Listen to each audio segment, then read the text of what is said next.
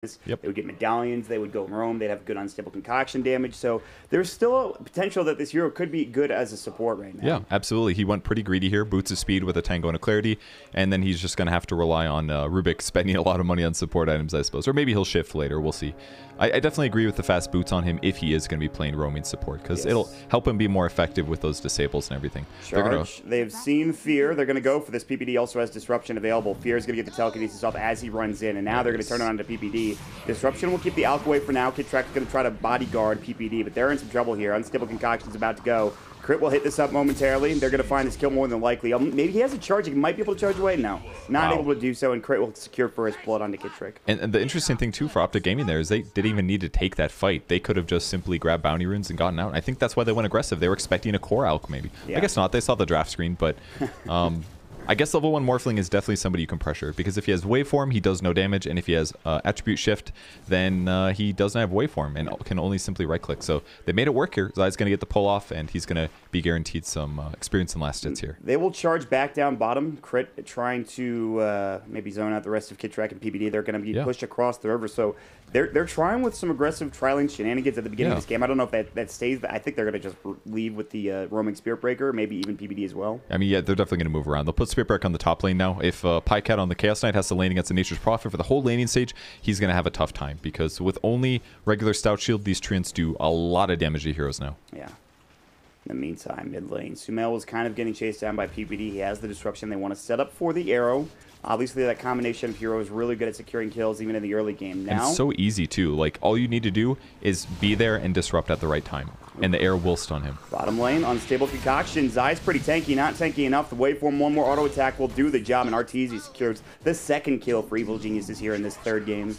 Yeah, really easy pickup. Pretty much full agility morphed here. They've got 2 stuns and a lot of damage. Top lane, they're going to try to make something happen for Optic as well. They've got the block from Kid Trick. They should have a Chaos Bolt. They've got the Reality Rift. They don't want to use the Chaos Bolt if they don't have to, and they will get the kill with Pycat getting the last auto attack. So Optic, they also secure an offlane kill on one of these heroes. That was kind of weird. Did he stun him with charge? Is that what happened? Yeah, I think so. I think he charged in, and then they disrupted or something along those lines. Gotcha. Yeah, it looked like he was kind of standing still there. Maybe I missed it, though. He was blocked, I think, by the illusions, and he was blocked in for a moment, I believe. Gotcha. I assumed he would just teleport, but I guess he couldn't, because the Spirit Breaker could have just used charge. So. And they were holding Pycat stun the entire time. Okay. That makes perfect sense then. Just really good gank. Yes. Doing the smart things to ensure that there's no way that the Prophet gets out. So basically, Optic has easier rotations. Is kind of what it looks like. A Spirit Breaker can charge mid and get a kill. They can disrupt mid and you get a kill. And when you're in this kind of a situation as a lineup, it gives you so many gank options that it's harder for your opponents to predict where you'll be, which means higher chance of being successful. They go in on mid. Sumail used they should have Astral. They're going to leap through. Starstorm will come in. Sumail used Astral aggressively like you're talking about. CCNC, another leap coming in. Should have an arrow ready if he wants to use it. And it's going to be a regen rune if he can get to it, but he cannot. He was so close, but it was one more auto attack for CCNC, and now he'll get a regen rune himself. How fortuitous. So close. If he didn't kill him with that last auto attack, Sumail actually would have gotten the regen and probably healed up and maybe survived as well. That was insanely close there. That's a very good attempt from Sumail, but he will, in fact, go down. We will have the Alchemist scaling up into Grievel's Greed at level 2, surprisingly enough. That's so Not worth going it. for the Acid Spray. Because Acid Spray is really mana expensive, and if he gets Grievel's Greed and he gets a double bounty, that's a lot of extra gold. Yeah. So he's definitely going to play around bounty runes this game. It's even easier now because the bounties are close. It's one of the big changes, I suppose. But I didn't think about it from a support Alk perspective. It makes a lot of sense right now. Yeah. Crit's going to get some good farm this game more than likely. And zoning out Zai is his job for now. In the meantime, though, again, like you talked about, these rotations from the Optic supports are going to be a lot easier and probably more successful, one would assume. Yeah, and Universe going to pull the creep wave away to the safety of his own bounty rune spot. A lot easier there than playing near the Chaos Knight. So Chaos Knight's basically in a solo free lane at this point, but he's going to have to fight creeps, so it's not all perfect. Yeah, but he is doing well in terms of fighting those creeps. 21 last hits, 5 denies. He's top of the CSRT. He's sitting second. Now. And yeah, they're talking about it. PPD is ready for a disruption. The charge will come in. They have the Soul Catcher. They need to disrupt now, I believe. They're going to go for it, and CCNC will set up for the arrow. He will throw it. He will hit it, and they're going to have Universe TPing in Starstorm. They want Sumail, and they want to get out. Kid Trick's getting body blocked by Universe's Trance, but I don't know if they can go for this. In fact, he will get away, and CCNC will zone him out using his own auto attack damage. So again, Optic's rotation so far, so good here, Purge. Yeah, that one is a little surprising because they did spot the Shadow Demon rotating. They had the rune, the ward at the bot rune. They see the Shadow Demon coming mid. I just don't think they were anticipating the Spirit Breaker charge at the same time. Yeah. So I think he thought he was safe, but the disruption was enough to buy them buy them some time, and Crit's gonna have to sit behind him. Honestly, this is great for Optic. They don't need the supports top lane. He can get farm on his own. The CK even can just outlane other heroes. But maybe the real problem for Optic is going to be Zion in the bottom lane. Only 4 last hits for him, and Universe hitting 11. So that is really the issue for Optic at this point. But they have the Spirit Breaker to help him bottom. Yeah, I think he'll be okay. I mean, he's getting some levels, but he will definitely have to be a little careful about dealing with Arteezy at some point, because he's dealing a lot of physical damage even with the reactive armor. And the other problem with that gank happening successfully mid is that Crit only got 1 bounty rune in that engagement. So despite the lane starting off really good for him, he's now stagnating a little bit the last few minutes, even though he's sitting on 1,000 gold. He's very rich. He is very rich. He has boots already, so he will get up to that medallion rather quickly. We talked about that. That's of course the item to go for on a support out. They're going to have the unstable concoction. It's going to hit Zai's already the tree line. The waveform plus the auto attack from Arteezy will secure that kill. So Zai again still having a tough time in this bottom lane. It's just so simple with that many stuns and that many nukes. One of the best things about Morphling, in my opinion, is he contributes really well to a tri-lane as a carry, just because with waveform, you can reposition your hero while dealing a nuke. So if you hit that hard, as Morphling does, it's like a lot of really strong right clicks comboed with your allies. Works really well. They're going to spot PPD here. They could probably kill him, but there's rotations. They have Kitchreck coming in. They have Zion rotating in as well. In fact, Arteezy is going to be the one that backs up. Waveform is done. He does have the attribute shift ready to go. And Morphling will back himself up to the tier 1 tower. Kitchreck thinking about diving for a moment there, but probably thinking better of it and deciding to move somewhere else. It does cost Arteezy some mana, so he's a little bit limited on waveform now, but he'll work on an Aquila and get that fixed up in a bit. Sumail is being charged. I don't think he knows. In fact, he's about to get hit up. No, wait. Kitchreck stopped. He decided not to go into the tower. I think it's because CC&C is too low on mana here. He can do like 1 Starstorm, 1 Leap, but that is not the amount of mana you want to play around with to try to kill an OD at full HP. So I think that was absolutely the right call here. They'll get a Shrine and maybe they'll give it another shot. Yeah, that's exactly what CC&C is doing. He's going to head to the Shrine real quick, maybe head back to that mid lane. Right now, he's ahead of the net worth of the OD by about 50. In fact, it's very close. It's a very close mid lane match between these two heroes. Yeah, the only hero that's having a really easy time is basically just Pycat on the Chaos Knight. But with that said, the Morphling's farm is very comparable, and that's just because he's been a part of more ganks. But his safety in lane is not even close to the same. He's got to deal with supports in his lane. He's got to deal with the Timbersaw always being there. So it's definitely a little bit scarier for him. Unstable Concoction. Crit was here. They didn't notice that they have an arrow, but CC&C is already really low. And so Crit is able to zone them out successfully and make sure that they don't get that kill. They're diving Arteezy. Arteezy is going to use the attribute shift, get some strength going. He's got 43 of it now. Pycat has popped the Phantasm, and Fear is in some serious trouble. Reality Rift will come in, but there's the Chaos Bolt. He got the illusion instead. Fear, one more auto attack, and Pycat will get the job done. Yes, he's low on mana, but now they can successfully push this tier 1 tower bottom here, Purge. Yeah, and Morphling's actually just going to shift to the top lane now. He actually can't sustain the pressure. One of the negatives of the heroes, he contributes pretty well to the tri-lane, but he can't actually sustain that much damage, that much harass. He runs out of regen pretty fast, even before he gets his Ring of Health, for example. So they're rotating top and deal some damage to Zai here. Yeah, he might be in trouble. He's a little bit low on mana as well. No stick charges. It's all about pushing the lane at this point. Oh, they're going to go for the bag. They block him in. This is so bad. Arteezy, beautifully done. He's got the Quelling Blade to get through. Now more trans coming into Optic. Zai needs some help. He's got another tree. They've got the Sprout. They've got Telekinesis ready. They're going to use it. Fable was already used. The waveform. It took them a lot to get the kill, but EG will finally take down this Timbersaw again. Just amazing play from Arteezy there. Just blocks him right in with the Treants, and took a long time for Zai to get out of that, and that's the only reason they got the kill. Very tanky. So very good move for EG. They're still winning very slightly, less than 1k, and we're going to see a double bounty for Crit here. Let's see how much he gets from this. So that's a lot of gold. He got about 330 gold from those 2 bounty runes. That is a huge He has a full medallion already. He's level 4, for God's sakes. It's not even like he's that leveled up. He is actually starting to get rich. He's just behind the Mirana, the mid lane Mirana. Crit, I know he's an alchemist, but still, this is pretty damn good stuff for him. That's amazing. Maybe an unintended side effect of the closer bounty runes here is that support alch is now legit. Ooh, charge. They're looking for an arrow Starstorm to come out, but this is a deep dive. TP coming in from Arteezy. Kitchreck is in trouble. The arrow will sail through and miss completely. They'll take down one PPD. He's going to get caught. They will tango out, but the Treant block from Universe. Too good. PPD in some serious trouble will get dropped down. The Astral will finish him off for Sumail more than likely, and it's going to be a 2-for-nothing trade for EG as they start pressuring this mid tier 1 tower. Yeah, really good responses here. So pressure comes. The tier 1 tower is going to be glyphed, but I don't think that's going to be enough. And in the meantime, Pycat's sitting on the bot lane, but I don't even think he can kill Crit here. Even if he goes on him and stuns him, Crit's always going to be able to stun back. So this is just a huge advantage for EG at the moment. Maybe with Phantasm or Fiat and Armlet, but he's not. He doesn't have either of those. So. And Timbersaw is not really going to be very comfortable with fighting until maybe he gets an arcane boots, maybe a little bit more HP, because there's just too much damage on the enemy team right now for him to deal with. And it's not just like a lot of physical with some magic. He also has to worry about OD. A lot of magic there, pure damage. Like, the OD pick was really solid this game. Yeah, Sumail has been playing it well. And, I mean, he was a little bit behind at the beginning of the game, but he's doing a great job catching. He's, in fact, ahead of the Miranda now. And really, your hopes are kind of on Pycat for now if you're Optic. I mean, yes, Miranda still needs some farm, but... You know, Pycat is going to have to do some work, I feel like. He's the one hero that the OD has to be really worried about. Because if Pycat gets a bunch of illusions and goes on the OD directly, OD can die. If Pycat goes on somebody else, OD can banish that person. He can do bonus damage to the illusions with his orb. So it's this weird game that the Chaos Knight and the OD are going to have to play in these team fights. And how well can they back up each other as they get gone on. So. Wow, this is some bad news. Kitrek, I know he's almost level 4, but he needs to get to 5 pretty quickly. He's a little bit far behind in terms of the support levels. That might be a problem. Trying to get your Nether Strike up, trying to do some extra damage.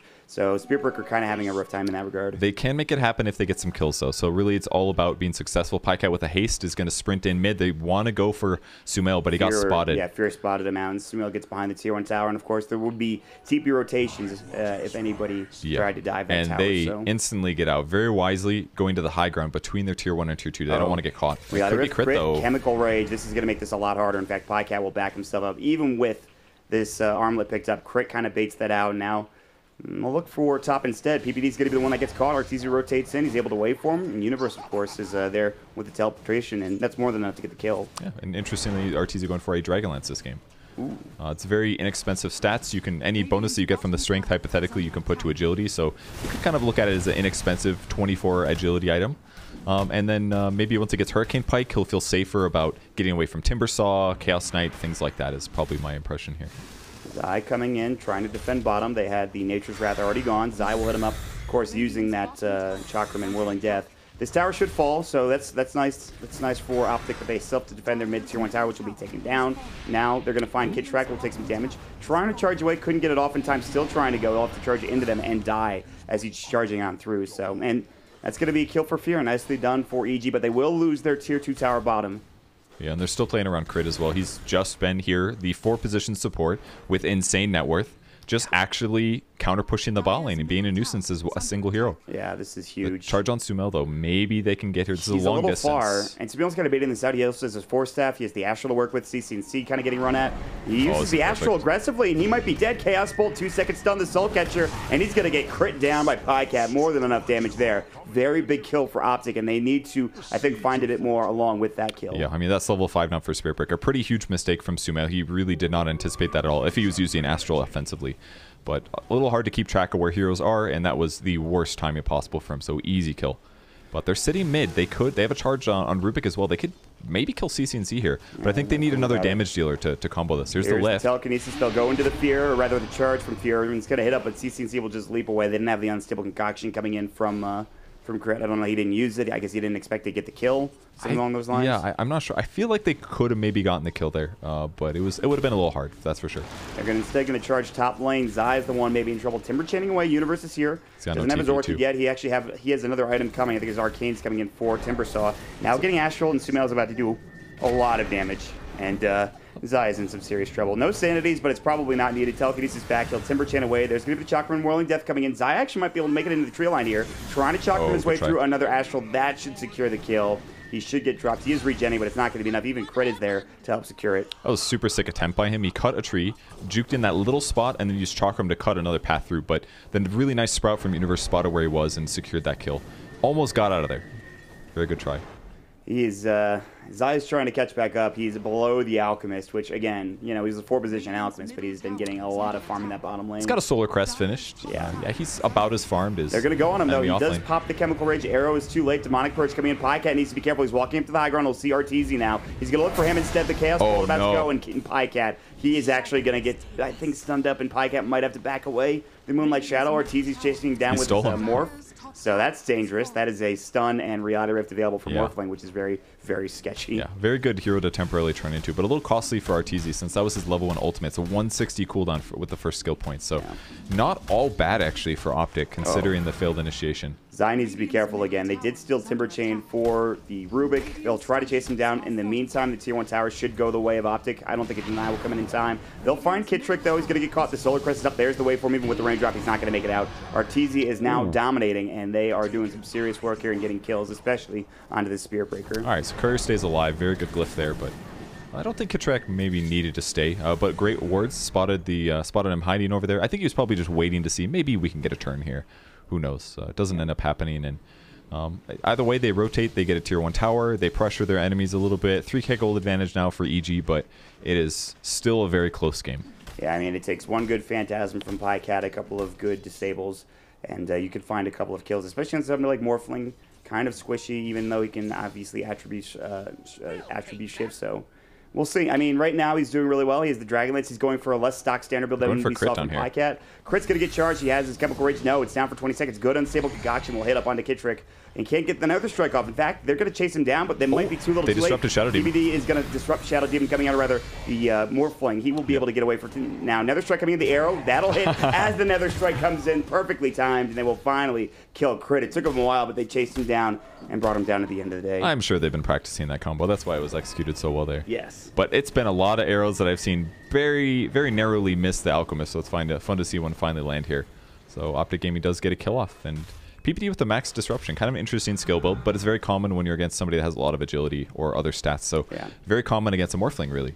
And we'll see if it works out well. Morphling can escape it quite easily, but it's definitely a lot of added damage to a team fight if he can get it off. Yeah, if they throw that up, and Arteezy is in the midst of it all, and he needs to be careful in terms of how much damage his illusions are going to provide, so we'll see. It's still pretty early in this game. Morphling is the top farmer at this point. He's almost got a full diffusal. Sumail is not too far behind him with a Force Staff, now working on a Blink Dagger, and then Pycat again right there with him. So Pycat still trying to farm, working on an Echo Saber now, and again, he's got to get some work done. They've only gotten a couple of kills these past few minutes, and it's starting to slow things down for Optic Gaming. That is the case, but I feel like they're controlling the map really good right now. They've got a hero in every single lane farming. It's a little difficult for all of them to die, with the exception anybody's top lane is pretty much in the middle of nowhere, and that seems to be where EG wants to rotate now. They're going to go see if they can pressure Pycat here. I assume we'll see a Morph. Yeah, there's the Morph. Yeah, there's the Morph coming in. Reality Rift back. He's going to pop the Phantasm. Chaos Bolt will go. Oh, that was a big mistake. That's a huge stun coming out now. He's taking one down. If he dies, I don't think he's too concerned. They'll dust up, and here comes Zai. A little bit low on mana. Sumail might need to run. He's got a Force Staff available as well. The rest of the team is coming in. PPD is looking for a Demonic Purge. He's going to find it on Universe. And Universe, no TP for 15. No TP scroll for 30. Universe is done. The arrow will come in from the side. Fear trying to save him, but couldn't quite get it done. And now he's looking for his own TP. They have no way of stopping this, I believe. Fear's able to make it out. They didn't have the charge in time for Kittrick. His Nether Strike was available. That animation is too long, and so Optic Gaming will get a couple of big kills going their way. Yeah, I think the crucial moment there was that when the Reality Rift came for Pycat onto him, he thought, Morphling thought he was going to be able to get the stun off, then transform back. But in reality, Pycat popped his ultimate at the same time the Reality Rift came. And as soon as the ultimate comes, Morphling is screwed. The only solution he could do at that point is maybe like shift back and waveform dodge the stun. Yeah. So because it landed in time and he gets a couple crits off, really big kill for Pycat there, and a little gank that Morphling's going to be kicking himself for. Yeah, so Arteezy will now be eclipsed by Pycat after that big gank. And again, I mean, Arteezy was doing really well in terms of his net worth, but Pycat has got his full Echo Saber working on a Blink Dagger next to get some more initiation for Optic, because they can't really just rely on the Spirit Breaker at this point. So I think it's a very good choice for Optic, and I think they're starting to do really well here. It's such a good way to initiate, too. You can use your ultimate outside of vision and then blink into Reality Rift to get them in there, so you don't have to worry about the delay in Phantasm. And with the Echo Saber now, he's got mana, he's got a lot of attack speed. Arteezy's got to be careful here, but CC breaks it early. There's no more ultimate, no more previous ultimate, and now he's going to get dropped. There's going to be the jump in the 4-second stun coming out, and that with the lacking of replicate now, it's a lot harder to escape those types of situations if you're a Morphling. Yeah, he would have to waveform away, or maybe dodge his first stun or waveform into the Spirit Breaker or something to dodge that stun. But the other crucial thing is that Chaos Knight has a lot of damage, and he has minus armor. So as Morphling morphs even heavier into strength, he gets more HP, but his armor goes down. So it's just easier to kill him at the end. PPD looking a little dead. They missed the arrow. I don't think it matters. He's done so either way. They'll TP in mid. That's going to be Zai. I think he's just trying to defend this tier 2 tower. And I don't think they're going to go for the push. In the meantime, CNC is split pushing in the top lane as well. So again, this is what you were talking about. Optic taking control of the map. They're doing a really great job of it, I think. And farming really well. They're not only controlling the map, they're defending the pushes their opponents are due. They're collecting resources evenly. And it puts them in such a good spot. Everybody just keeps farming. And now that Pycat's had a couple good engagements, he's 3-0-2. That's actually a crucial thing for Chaos Knight. The hero needs to get a couple good fights off, because if you get behind, you almost never farm as well as more typical carries. So I mean, he doesn't have a Midas either, which is the big issue as well. Well, I mean, sometimes you'll see it's that not good, in my opinion, to buy Midas on Chaos Knight, because he is that early mid-game fighter. You don't want to be like, oh yeah, I'll just make my early game suck and aim for mid to late game. It's more like you want to be good early, mid, and then you have such a big lead that it doesn't matter that you're Chaos Knight, because you're just going to end the game. He's doing pretty well. He's giving his team a chance back into this game. There is still a 2K advantage going the way of EG. To get a lot of that is probably going to be from Crit, who again is still ahead of Zai. He's a Blink now. He's a Solar Crest. EG are smoking into the Roche Pit, but again, they need to be careful. There's a smoke for Optic as well. If they can check the Roche Pit now, they're going to see that there's a couple of heroes in there. And this is falling quickly, but I don't know if it's going to fall quickly enough. In fact, here they come. All right, they did it. Moonlight Shadow is coming in. They have the charge ready. Jumping in, Sumail looking for Zai, trying to find him. Timber Chain away, Crit. Chemical Rage is up. Pycat jumping in. Sumail in trouble. Forced away. They need a Chaos Bolt. The lead forward. CCNC. One more auto attack. Gets the kill. And now on the other side of the waveform, Arteezy. He takes down one, but there's the disruption. He's going to buy that. Trick is going to get into the game, but Arteezy gets destroyed by Pycat. A double kill for CCNC. Unstable Concoction. Crit is on the run. They'll jump through. There's the Reality Rift. They don't even need the Chaos Bolt. It's 3 dead, and Optic will almost certainly take Roche here. Oh, worst case scenario for them. I mean, the first engagement didn't look great, but if your first person initiated on is going to be your Outworld Devourer, it's a really bad situation. Now, Optic Gaming has a pretty massive advantage, despite the gold being even. And I think the reason for that is, if we look over at Alchemist, he's got 7k net worth, but we're not feeling that net worth right now, because he's got a Solar Crest. It's a lot of gold. Oh, no. Oh, another kill here. Stun. That is unfortunate for Fear. He might have been dead anyways, regardless of the stun numbers. So despite this high net worth that EG is sitting on, because they're farming faster, they give more every time they die is the other negative. And that Crit just doesn't have that much of an impact with his hero. I'm not saying he's playing bad. It's just he's basically an overrated Acid Spray, Unstable Concoction, Solar Crest worth 7k net worth, which is a lot of money. Hypothetically, maybe he should have rushed Radiance or something. I'm not quite sure. Go Medallion into Radiance or Medallion into another item that does more. Because this is one of the issues with Support Alchemist. He's a hero with a stun. And at some point, you're going to want more than that from a support. Yeah, I mean, it's a tough call to go for ratings at that point. You feel like you're ahead. You feel like you're going to get a couple of kills on Pycat, and all of a sudden this game gets a lot easier. And I'm kind of going crazy on the fact that they lost one Roche fight where they had a tactical disadvantage. That was not an even fight either. So, but I think it definitely can be, everything I just said, I think can be a big issue as the game continues. And we'll see. EG, they're smoking up. They're trying to find something bottom. Zai, again, probably the easiest target. He's lowest in net worth. He almost has a Yule Scepter, and then things get difficult. He also has a Solar Crest to work with as well. So Optic are starting to get pretty farmed, even on their Timber Saw. I mean, they can definitely kill some heroes here, but they have to have vision, and Crit has to be ready to go. Like, and it all comes down to vision. He needs to know to use Unstable Concoction, then to use Blink, Solar Crest, Stun. And if that's what they're catching, then they're going to get some kills. But thus far, Optic Gaming has avoided a lot of those situations. Their heroes have not been killed in a long time here. I think they know. I think they knew a smoke was coming. Whether or not they smoked on top of these Observer Wards, I think might be an issue here for EG. Now Optic will do the same. Yep, and they send in a CK Illusion as well on the side to try to spot out a hero. Arteezy's now going to back up, it looks like. Pycat kills a creep, and I think they know that EG are backing. Haste Rune picked up by Sumail, potentially. He gets it. Oh, the Banishment wasn't in time. CCNC is going to grab it. He's got a Haste Rune. Now the Chakram coming in. The arrow just misses. It looks like another strike coming in. They've got the Starstorm. The Astral Hide will save him for now. Telekinesis on CCNC, but I think Sumail's in trouble. Blinks himself to the high ground. They know that he's there. The Illusion coming in. Reality Rift, they're going to find that kill on the waveform. And they get the Astral off. So like that is actually huge. On him. What happened there? I think he canceled his own TP and then banished himself. I'm not 100%, but his TP got interrupted. I thought he was fine. I don't even think anybody was targeting him. I think there was a Reality Rift coming in. I believe it was on him. It might have been on the Morphling instead. I'm not 100% sure. It was very confusing. Yeah, maybe he said like, "Oh, banish me" or something. I'm not sure. I'd have to check the replay. But every fight it basically starts with Sumail seeing a hero banishing somebody and instantly getting gone on by like 3 heroes. And that's the worst thing that can happen if you're playing OD. And this is with a Hurricane Pike and a Blink Dagger. So It's just really been unfortunate positioning from him in terms of getting caught out, things of that nature. So almost all the fights have been just not good for him. And maybe it's part of the fact that they're fighting on nighttime, so he doesn't always see all the heroes before the engagements go down. But it has not felt like a good OD game. That has been for sure. You always have the constant charge, the threat of getting disabled that way. You have the arrow that you have to dodge swiftly, and then there's a lot of damage coming in for the CK, not to mention his own lockdown. So Optic Gaming, you mentioned getting the CK out of control, and right now he's at 12K net worth. He's 2K ahead of CCNC, 3K ahead of the OD now. It's this is normally like the heart range, but he's going to go for a Manta instead, just to make himself run faster, deal more damage. He can avoid silences is another really big thing now. There's an Orchid that Nature's Prophet basically rushed this game. That item doesn't even feel very useful anymore. He needed to get it earlier to have an impact. PPD in trouble. He will use his ultimate before dying, but the Hurricane-like bombs being thrown by Sumail, that will get him a nice kill, and that's going to net them an advantage 4 versus 5 for the time being for EG. Yeah, Ortiz taking a lot of damage from these illusions as well. He's got to be a little careful, but oh my he'll God. be okay. Yeah, he was getting shredded. Oh, he'll find a regen rune. It's fine. It's not a big deal. Yeah, it's definitely a good regen here. Zai on the run. Fear has leap. He uses 2 of the charges. Telekinesis back. They're going to try to find this kill. Zai again, very tough to bring down. He'll use the Yule Scepter onto Sumail, but he's still getting chased. Fear taking a lot of damage. Chakraman will get turn the chain away. They've got the Orchid now. The Sprout will come in. He doesn't have a Quelling Blade. Zai is going to get dropped down. Another big kill for Sumail. They're not out of this yet. He continues to just get these big kills for EG. Yeah, definitely what they need right now. This is a 2K gold advantage for Optic Gaming in the meantime.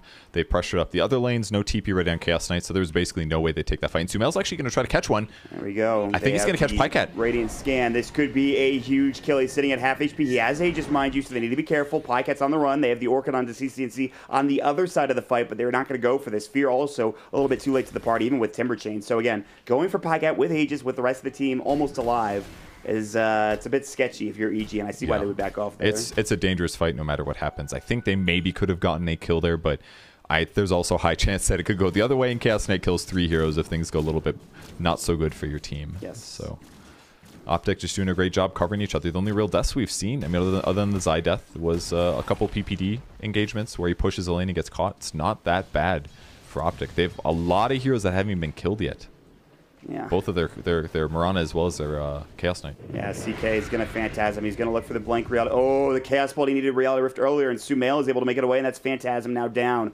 Yeah, so that is not that great for Pycat. If he Reality Rifts, then Sumail is for sure going to get a blink off. If he tries to do the stun, maybe the stun lands and he's guaranteed a kill. Yeah. Or he could do something like blink attack and then stun to interrupt the Blink Dagger, but if he does that, Sumail could also cast Blink Dagger or Astral or something like that. It's basically, this is one of Chaos Knight's big issues, is long cast animations, very difficult to jump on the guy you want. It's a tough situation for sure. And the fact that they've now revealed that he used Phantasm, this could be an opportunity for EG to take a fight here. I mean, he's got the illusions for only a couple of seconds longer. They're going to try to push up to the high ground with him, but they're about to just drop here in a moment. They'll get maybe 1 or 2 auto attacks onto this tier 3 tower.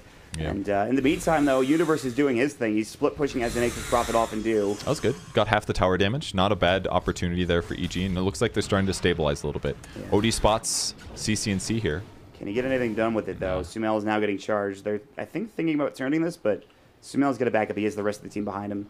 And they're going to start trying to D-ward. This sentry just out of range of this Observer ward in lane, so EG... That's next level, dude. Pros do not usually place a ward on this cliff because it's too obvious, right? So EG instead places, okay, where are you likely to put it? And the place they put it was not actually where the ward was. They next leveled them with an obvious ward. Yeah. It's something you can only do in high MMR pubs or pro games, basically. PPD and the support's doing rather well for Optic. They still have a 2K net worth advantage. PPD starting to get some more farm. He's taking an Aether Lens. He's picked up a gem now as well to get even more map control. And things are slowly, like you said, stabilizing for EG, but Optic are also farming very well. Yeah, and their ward position just gives them a huge advantage over EG. They know where their heroes are walking. They know how to react as a result, and they'll keep using this draw to get ganks out. They're going for crit, actually. Crit's Shadow Blade's on cooldown here. He is in trouble. Good blink. He's still getting charged. Pycat, Reality Rift is visible. They might actually just stop this. Yeah, they're not going to go for it. They'll back up instead. No kill here. But a little bit of a good attempt, at least. Crit going to build towards a Shiva's Guard is what he's got queued up right now. A little interesting. I think that would give them 2. I assume OD will finish his first, so maybe he'll go a different way. RTZ has finished his Diffusal Blade a while ago, going to queue up a BKB next so that they can actually fight and not have to worry about him getting chain stunned or disabled or all that stuff. I mean, they'll still have to deal with the level 20 Reality Rift Pierce's spell immunity for CK. Yes, actually. That's a hard question now. I feel like CK has to get it, especially if a BKB comes on a Morphling. I think it's the time to get it, because you could pretty much instantly get lucky and kill Morphling. Yes, for sure. I agreed. With your full ulti out. easily a possibility. So, oh, Universe getting charged. Solar Crest is up. There's the Chakram. They're going to find a big kill there. I don't know how they saw him, if he got charged from the get-go and Kitruck was able to find him, but probably charged a little early or something like that. That is crazy. But they are forcing the rotations back to this top lane. Sumail is going to start putting pressure on this tier 3 tower. They need to be careful for Optic. Nobody's TPing back. Charged. This is the dangerous part for him. But if they do see Spirit Breaker here, then at least EG knows that Spirit Breaker's not there. So this would be the time for Sumail to get out. TPs. Sumail, he's not using it yet, but he's going to get kept there. Oh, no! Canceled. He did it at the exact same time. That is disastrous. He's going to have to stay here. Maybe go for this tier 3 tower, but at the other side of the fight, the Phantasm about to take a tier 3 of their own for Optic, plus the Manta style. So many illusions. They're going to take the tier 3. Can they get anything else? He doesn't have the Sumail is chasing down Kitruck. He might get the kill, sure, but he's still stuck in the base. Finally takes him down, but the Rax is gone bottom lane. The damage has been done. He TP'd at the least opportune time for EG. Crit will come in. He'll try to fight CCNC. He's going to get blown up and brought down, but the illusion's still clearing out the Rax rather This is not bad for EG now. They got their own tier 3. They're going to go for the Rax. Universe TP's up to the top lane now. The Glyph will have to come out. They need to TP home. They need to cancel these TPs, but Pycat should be fine. They're going to defend the Rax. Looks like they've got the bandage. Universe in trouble. Charged up. The Dust will come out as well. Kittrick forced back into the game. Pycat going to try to finish this off. The Astral save will come through. And Universe now still in trouble. Chaos pull crit. Pycat easy two-shot there. And Sumail in trouble with another strike. They even have the Solar Crest on. Rihanna back in the Chakra. Big kill for Pycat. A double kill. A monster kill spree. And they defend their Rax in the top lane as well. And Kittrick gets his revenge here, playing around with Sumail there on the top lane. They do lose to tier 3, and I would maybe argue that's not the worst thing for EG. Is that safe to say? At the very least, you can kill shrines now, so your opponents are going to have way less mobility. They don't have any tier 1s left either, so once shrines are dead and maybe finish off some tier 2s, it's harder for Optic Gaming to defend their base. The thing they have to do now is they have to push all the lanes all the time. And if Optic does that, it's going to be very difficult for Universe to even pressure that Rax. Yeah. If these tier 2s die, then it's easier for them to do so. So Optic Gaming, despite losing that tower, they're still in an okay spot. They just need to get a second Rax. Too. If I think they know it's up. The Courier just flew over it. Are they going to head into the Roche is the question. They might not even go for it yet. Universe is looking for a Courier, but it's actually still in the Roche pit, so I think he thought it was coming back. Cluck, cluck? Yeah, cluck, cluck, not happening. Okay. Oh, Universe might find it. Nah, I think the Courier's already pretty much back in the base. Yeah, so very farmed here. Chaos Knight did go for the Reality Rift Pierce's Spell Immune perk. Going to be very useful against any BKBs at OD or Morphling Purchase. Basically just, honestly, hard counters the BKB. Yep.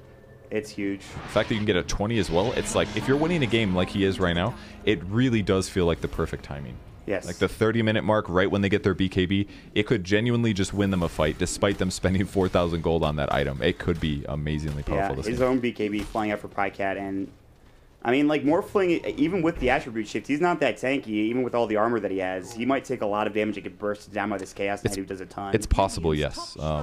Something raw HP, I guess, would be good. He's going to build a Scotty. It's like that, or E-Blade, maybe Butterfly here could be really valuable as well, but yeah. I think Scotty's the right move. It'll give them some mobility advantage over their opponents, maybe a higher chance to get a kill against heroes like Timbersaw and stuff, but man, everybody in Optic Gaming is just still farming and farming and farming. And this is what you were talking about, keeping all the waves pushed out. Bottom is the closest one, but they have a tier 2 there, which is going to prevent give them some leeway, rather, in terms of Universe trying to take a high ground building. Illusions will get cleared up by RTZ. Mantas are still going. They have the tier 3 tower taking some damage, but I don't think they're really that concerned. And now if you're Optic, you have Aegis, you have Cheese. You can play pretty slowly here in the next few minutes, I feel like, Purge. The craziest part is that I can't even tell. I wasn't even sure if Arcane Orb does extra damage to illusions anymore. It pretty consistently, you just feel like it just one-shots them, but not these ones. These ones have 4,000 HP almost with Armlet Heart too. Yeah, he doesn't even have a heart yet. And what's his spell status resistance? He's got 22% status resistance right now on Chaos Knight, just naturally. So any disables aren't even going to feel good against this hero pretty soon. Status resistance, the new hot thing. We've seen it on Tiny a lot, CK, of course. So. Very, very different on Tiny because he has like a perk that his ultimate gives him like 60 grow. or 40% or something. That's pretty insane. It's pretty good, yes. But Pycat, again, he's got a lot of farm. He might even buy a Vit booster here in a moment. He actually doesn't even have slots for it at this point. He's just gonna wait until he gets the Reaver for sure. There's no way he'd swap out anything else. I'm curious what he'll swap sell. Out Armlet, maybe. I think he should do Echo Saber myself, but it's kind of hard to say. Armlet does way more for your illusion, HP, attack speed, all that stuff. It is like the #1 CK item. It's always going to be good on the hero. I also like it with the Heart of Trask, so those in combination might be good. Leave it on always. Why care? The Treants will take care of this wave top, so they're just kind of cutting the creep wave here. There's not much anything that Optic can do now. They're still just sitting at their own creep wave trying to push in. So. It's a really bad sign for EG, though. The best they can do is spawn Treants somewhere, let the Treants kill a creep wave. And by the way, this is not very fast. This is a very slow fight. They're going to find Sumail. He's going to get caught. He gets forced away at the last second. Shadow Poison, not enough damage. He's going to get dropped anyways. Pycat gets the kill. The Chaos Bolt, more than enough auto attack damage as well. And Fear now in trouble. They'll force 2 buybacks, in fact, as RTZ gets dropped on top of it. And Pycat now, his BKB is about to be done here. Crit running in as well. The Acid Spray. Wait for him in. Blink out in time. Coming in. CCNC will also leap away. PPD is in trouble. He will get caught. So that'll give Sumail a double kill. That's nice. But it's both supports falling down for Optic. And I don't think they're that concerned, especially with those buybacks being forced. Yeah, OD was very ready for that one. He anticipated his death. He instantly was back in the fight, punishing the Spirit Breaker. Really nicely done for him. How did the Morphling die there? I just saw Sumail get obliterated, not the Morphling. It looks like Zai killed him, which makes sense. I mean, if you chain stun him and Zai jumps in, it also reduces his primary attribute. I don't know if that matters that much, but basically lowers his armor by a moderate amount, does a bunch of pure damage. That's all stuff that Morphling doesn't want to have to deal with. And he didn't get his BK. Yeah, maybe he did BKB. I don't know. But it was probably like CK or something. Yeah, no, but I don't know. I'm not sure. We'll have to watch the replay. We'll see later. He's not that strong right now. There's so much burst damage from Optic Gaming that it can definitely happen at a moment's notice.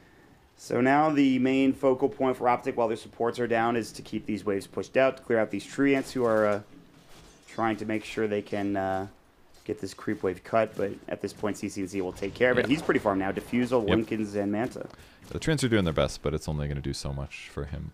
He's got Mana Break as well on his talent, so he's mana draining 75 per hit on enemy heroes. Yeah, that's pretty significant. I do see some potential here for EG for winning this one. It's going to be tough, but I think Sumail's got pretty much the right items. I think he's playing it really well now. He had a little bit of a rough early engagements, but goes for the +2 Sanity's Eclipse multiplier. Hypothetically, if he steals a lot of int from his enemy team, he could drop a huge ultimate that kills a lot of heroes. It's not going to be easy. I mean, again, BKB for Pycat, there's a lot of tankability and survivability and mobility for Optic as well. So I don't know if it hits illusions or not. I think that could be huge. So hypothetically, he could kill all of the CK illusions with it. Even if hypothetically CK is BKB active, can't protect your illusions in the same way. Unless it just doesn't work. We'll see. A great ward here for Optic Gaming, actually. They're in a spot Universe. They see him. Yeah, he's and there's the charge. On the run. The charge will come through. He has TP in 2. He's got his regular teleportations ready. He is going to try to use it, but he's going to get caught in another strike arrow, and he is dead. That is a dead Universe. Maybe. Stuck in the TP animation for a moment, but he is down for 60 seconds, and that is going to be him maybe having to buy back. We'll see. I mean, he knows for sure that there's a ward there, so that won't happen again. May even deward it himself. But yeah, like you said, that's another dead hero on EG that they can't afford right now because they've got to defend the base. Yeah, Universe, and that was the biggest kill because with a Nature's Prophet, you can split push, you can cut the creep waves. Now they're forced to just try to go bottom and push this into the tier 2 tower. But again, if you're Optic, you're not even worried about the tier 2 tower bottom lane. So, who's playing around? Optic are up on the high ground. The CK illusions, there's the Phantasm. This Rax is in trouble. The disruption coming in. Crits bring up the Unstable Concoction. They will have the glyph to come through. Oh, the air hits Sumail. And they've hit it onto Sumail. Now will they dive? The Zaya's coming in. The Chakram will come through. It actually misses on Sumail, but he's fine nonetheless. They will take the melee racks in the top lane. They might go again. The illusions still doing so much damage. And Pycat with the Echo Saber hits it twice, takes it down. 2 sets of racks down now for EG, and they didn't buy back on Universe, and now they've got to defend their last lane. Meanwhile, Pycat blinked in, looking for a target, couldn't quite find it. EG are behind their own racks at this point, and they have to find some big fight in order to get this game pack going anywhere close to in their favor. Yeah, and they're just playing on the edge here. Both teams waiting for the opportunity. Who's out of position? Can you blink in and disable them in time? But it's very tough, and that's why Optic played so safe. Even with that arrow and Sumail, they're just going to play it the easy way. Let the illusions kill the barracks. And now that they have a 2 racks advantage, even harder for Universe to split push here. It basically comes down to EG has to win a massive fight, and then they have to do that probably a second time, and that's when they can get back in this game. I think they're trying to do that now. I think they maybe decided against it. They were trying to catch Zai? Trying to find Zaya. He's going to get orchided. This could be good. He's got a Hex off though on Sumail, which is actually gigantic, and he's going to blink himself out of trouble. Zai will make it away. The Timber Chain even secures him a bit further. That is so sick. That was huge. Great Hex from him. No reaction instant hex Yules and blinks out of there. Still getting chased down. Telekinesis Sphere is found on the Unstable Concoction. He might not be out of the woods yet. He's in trouble. Chakram was stolen. Zai pops the cheese. Another Timber Chain. He's trying to get away. He's so freaking fast. He's Spider-Man. He's got level 25. Still getting chased. Universe can't find the Orchid, and Zai will make it out. It is that 1400 Timber Chain range. He goes so damn far, Purge. Yeah, and status resistance pays off heavily on the hero also. Less disable. He's got more armor. He's got super good movement speed with the Boots of Travel. He's actually just so hard to catch. Sumail hexed up. They're going to have the charge here. Demonic Purge as well. He's in trouble. Timber Chain coming through. That's more than enough damage potentially. He's going to get caught and killed. Down for 95. Your big carrier, your big mid laner is done for EG. And Optic are looking to finish this. They're looking for the jugular now. They're going to get caught. Zai will use himself up for now, but RTZ, BKB, they've got the Phantasm. They got the reality through BKB. RTZ's in trouble. He tries to get to the usage of the Shadow. Oh, It's not going to work. Double kill for CCNC. Now they're going to find Fear. They're going to lose everybody. It is GG. Optic will take the first series of the day, and they take it 2-1 against Evil Geniuses. Amazing game there by Optic Gaming, but a little sloppy play and a couple crucial moments from EG. Like all those early games engagements where OD would banish a hero as he gets gone on. A couple times, 2 times this game where Morphling tries to become some other hero, ends up getting punished himself. I think he was hoping to disrupt maybe the CK so that he could have some free illusions, but keeps getting killed. And just these couple small moments that put Optic Gaming in this big lead that snowballs into another big lead based on great play. Like especially Zai, the last minute of the game. Just fantastic play. Zai was owning there. Absolutely ownage play from him to escape all of those ganks, to do everything they needed to do. But Optic Gaming, #Greenwall, they will take a really close series off of Evil Geniuses here in Midas mode. They spent a lot of money to do it too. That's true. There was a lot of money spent here in this third game, especially from both of these teams. But that will, I think, do it for us for now. We'll have a quick break and we'll jump into our next series as it's ready. So stick around, guys.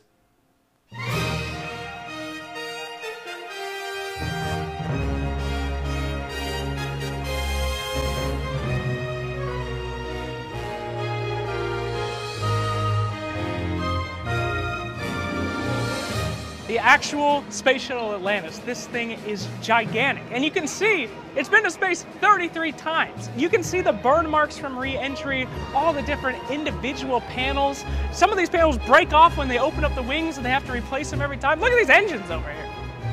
These engines are gigantic. This is unbelievable. You can fit 2 of me in here. They're that big, honestly. They're huge. Just being this close to something that's actually been in space and is this big. In fact, let's go over and check out the engines a little closer. I mean, over here we got a cockpit that you guys can go in. We got a replica of the Hubble Space Telescope that they brought up on the shuttle. You get this close to an engine and see it, all the information, touch screen away. You can almost touch it, but I won't because the PR person told me specifically, Jake, please don't touch any of the things. So, it's just incredible, all the different stuff, just in this one building. And this is one exhibit on the Kennedy Space Center Visitor Complex. Just one of them. So let's go and take some more looks around, eh? This is the actual wheels Atlantis used on the last mission. These are the ones right here. You can tell, and the skid marks still on these bad boys. Woo! Beautiful.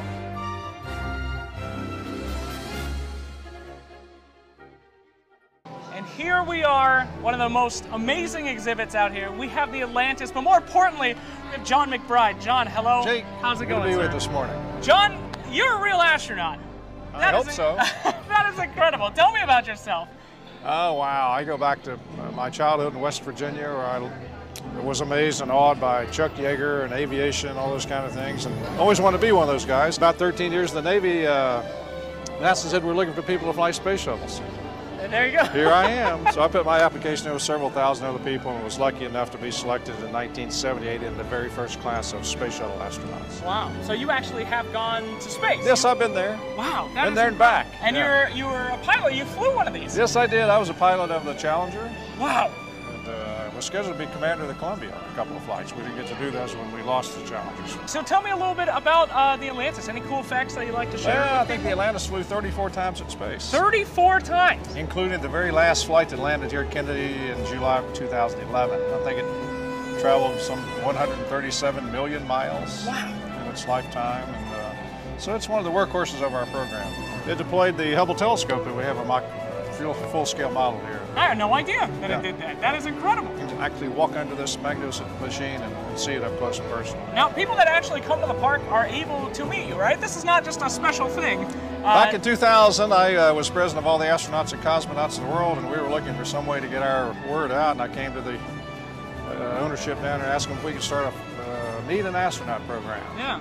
And so in 2000 we started, I think we had 2 or 3 weeks per year where we'd have an astronaut come in and talk. Now it's a every day of the year program. Every single day. So You can come down, I think I have 40, I scheduled all the astronauts. We have 40, I think, this year that will cycle through during the 52 weeks. that is unbelievable. Okay, so come to Kennedy Space Center Visitor Complex, get to meet an astronaut, get to see the real shuttle. Have in lunch Atlantis. too. You can have lunch with dine with You an get to astronaut. eat. Do you know anything about video games, John?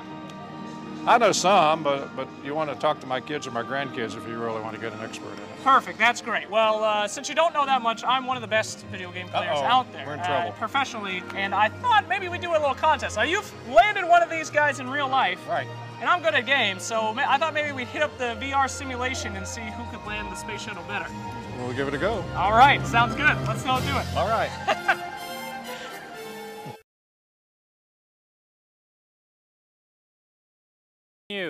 Thank you, Sir Action Slacks.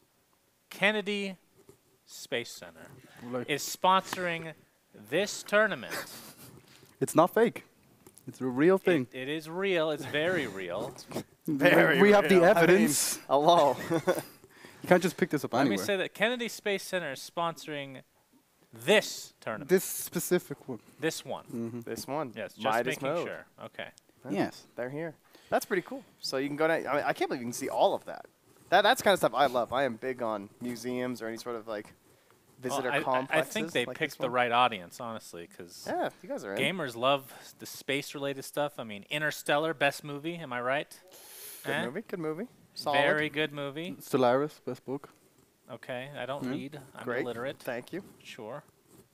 Okay, well, Excellent work, everyone. Thank you. How about that game that happened? I think Yeah. we had one of those as well. Speaking of sponsoring a tournament. yes, that was an interesting game nonetheless. I mean, Yeah. Alchemist support.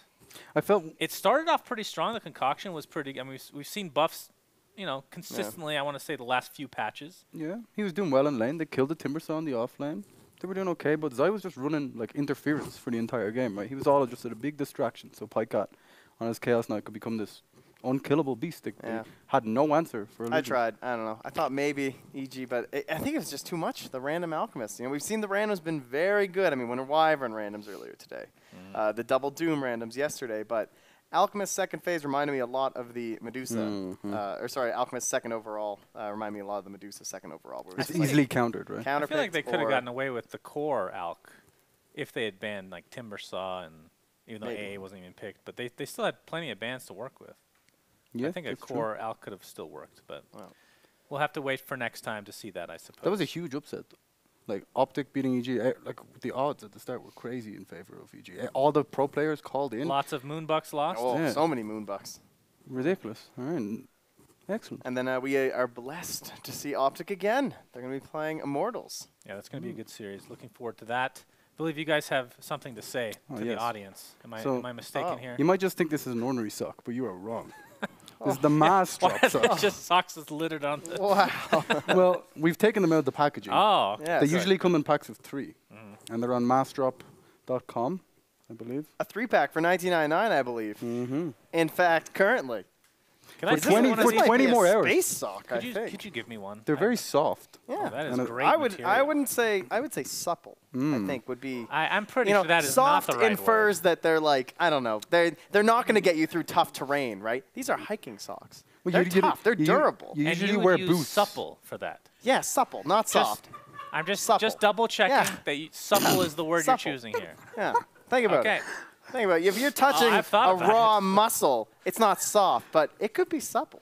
You know? Get a little rub going there. That's like these supple socks. Boom. Am I wrong? Yes. Am I wrong? Yes. I agree with everything except for the word 20 supple. hours left. There you go. Oh, we got a timer. Wow, this is like the shopping network. Come on now. Buy soon. But wait, You know, there's I more. could actually wear these. These Yeah. are longer than my current socks, as you can Yeah, see. you put them right on here. I right should be now. doing I'm sure that. they look. Buy now. We'll send you a hot plate. It's going to be great. We have so many gracious. good deals. All right, so what's next? Reginald! Reginald! What's going on? I have no idea what we're doing. Literally no idea. Your host, ladies and gentlemen. I was last resort. Slacks is taking a nap right now. Very important stuff. Roll the All online right, commercial. Antlion, let's see what you got, Antlion buddy. was created by gamers for gamers to solve one simple problem. That's headsets. We as gamers know what you hear and what you say can affect how you play. But as many audiophiles out there might know, a good sounding headset may not be the best speaking headset. Well, I guess we all need to make sacrifices, right? Well, no, actually, not with the Mod Mic, the solution to all of your audio needs. Do you have a favorite set of headphones? Well, it's as easy as 1, 2, 3. Comes with this durable little case to fit right into your pocket, some modular cables, and a dual mic mode. Does that sound good? Well, these guys thought so too. For under $100, you can get a fantastic pair of headphones, the best microphone you're ever gonna own, and be able to take it with you anywhere. Head on over to antlionaudio.com and grab yourself the audio solution that you've been looking for. The microphone's so good, in fact, I used it to record this very commercial.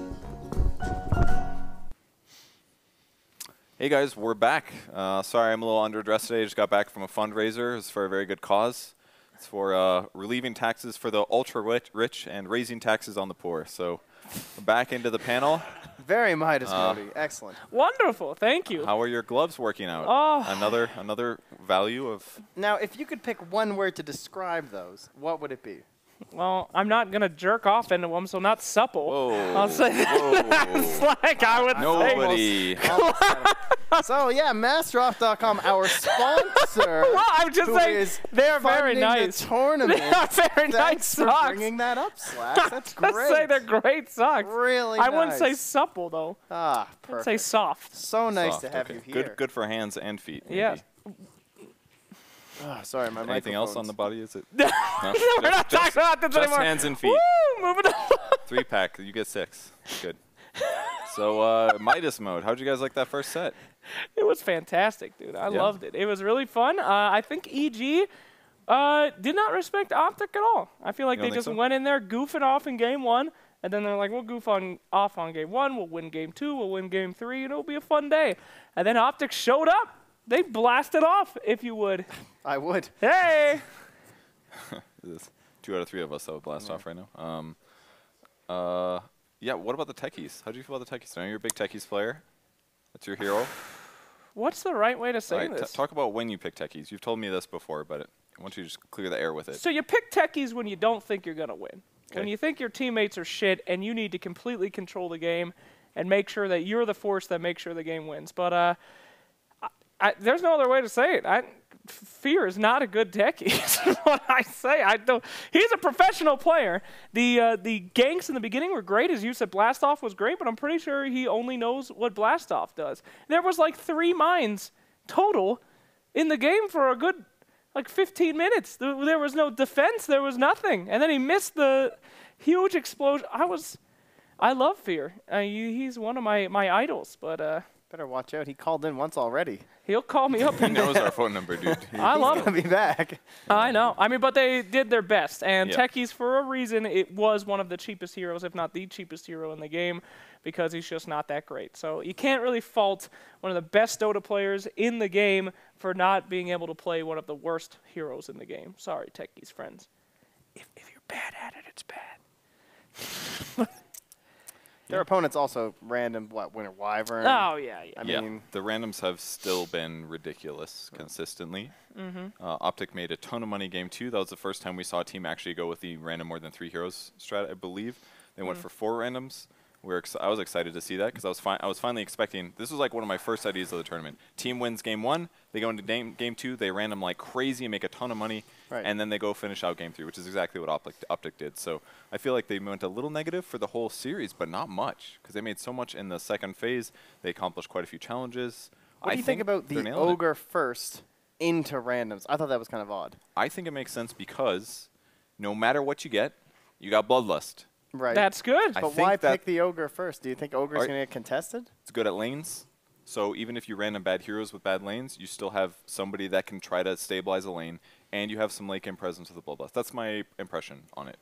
And it's a hero that doesn't need much farm, so if PPD has to be like full 5 position, then everybody can get what they want. But wouldn't it make more sense to just fill in your draft in the end with a pick rather than a pick at the start? This was my... Maybe. Seemed a bit odd. Yeah, I thought about that game 3, because then I think EG did the same thing. They picked Rubik, then they randomed. It's like every team will always go 1 pick to have something safe. Maybe they're valuing the heroes. Like we saw Puck become a contested pick that series, which was interesting.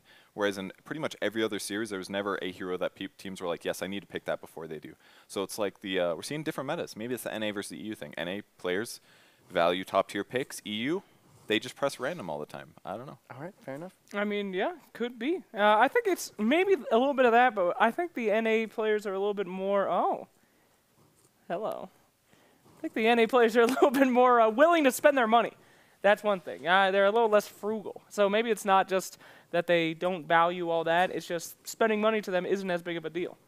Yeah? So what do you think looking forward? We got another series coming up. That's it's right. looking good for Optic right now. They made some good challenge money. They made some good random money. We got the challenges that they've completed so far. Oh, they nailed the good old Cluck Cluck. It's Good all old Cluck Cluck. They accomplished Greed is good. That was the round that EG tried to Cluck Cluck, actually. So that was a little bit of a freebie there for them. The crazy thing, or I think something next level they were doing here, for the targeted toxicity, I think they chose not to flame Universe the 3rd time. Really? Because they anticipated the game outcome. And they had 2 series to play today. They have many more chances to do targeted toxicity today. So you're saying that because they figured out that they weren't going to win, or they thought, man, maybe 50-50. They thought, like, we have another series today and another we game could after this just turn. use it on a guaranteed win for the targeted Because toxicity. after the match, I wrote in the next lobby, I said, by the way, you guys didn't complete it. And PPD said, oh, shucks, something like, oh, shucks, we forgot, maybe game 3. It seemed a little like, haha, let's not reveal our strategy. It's out there. Strat reveal. Damn. Get ready. All right. You got him, dude. They got more chances. Let's see some flamed players. Yeah, well, that would be great.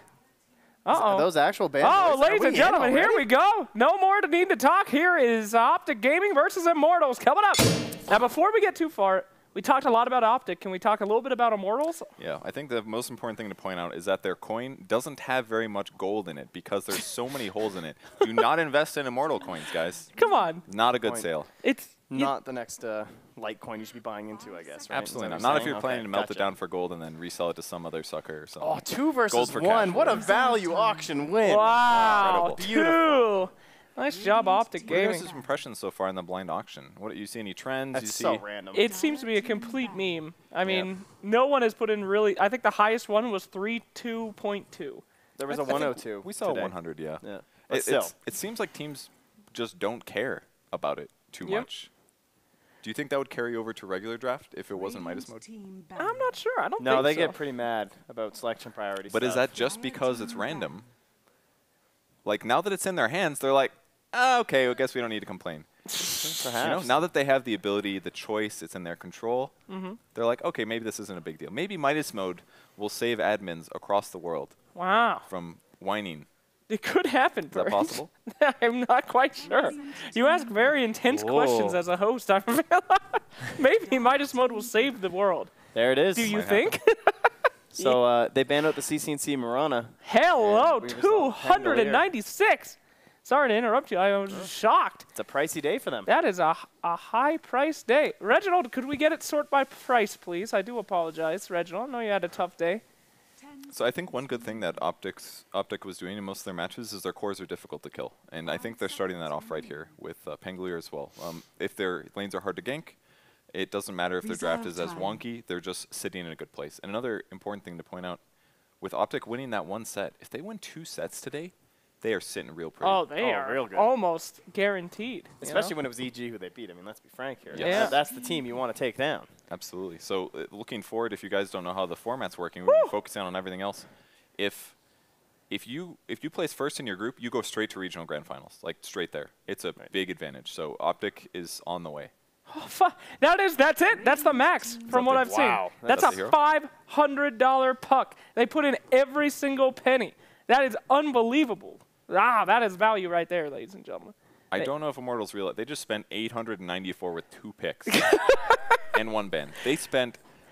They're gonna run out. I think this is gonna be our first team that actually runs out of Moonbucks, guys. I'm down. Let's go. I We're just mean, starting strong. Don't lose Immortals faith. is doing it right. If this was me playing this mode, I would buy whatever I need to win, and if stuff got bad, then I just go for bounties. I mean, look at teams like, Optic could have 900 Moonbucks and then, just lose. Like Mitterfeet, for example. Probably not Optic because they just 2-0'd. But a team could save as much Moonbucks as they want, but then still lose the tournament. You got to spend that money. I'm down for Immortals right now. I think this is the perfect strat. And then if Immortals spends money, then now Optic has to spend money. Exactly. So like, the complaining from game 1 of Optic EG fits it perfectly. Yeah. Arteezy complains about puck picks and good cores, and then as a result, they're like, well, I guess I have to spend my money now. But we didn't see that trend yesterday.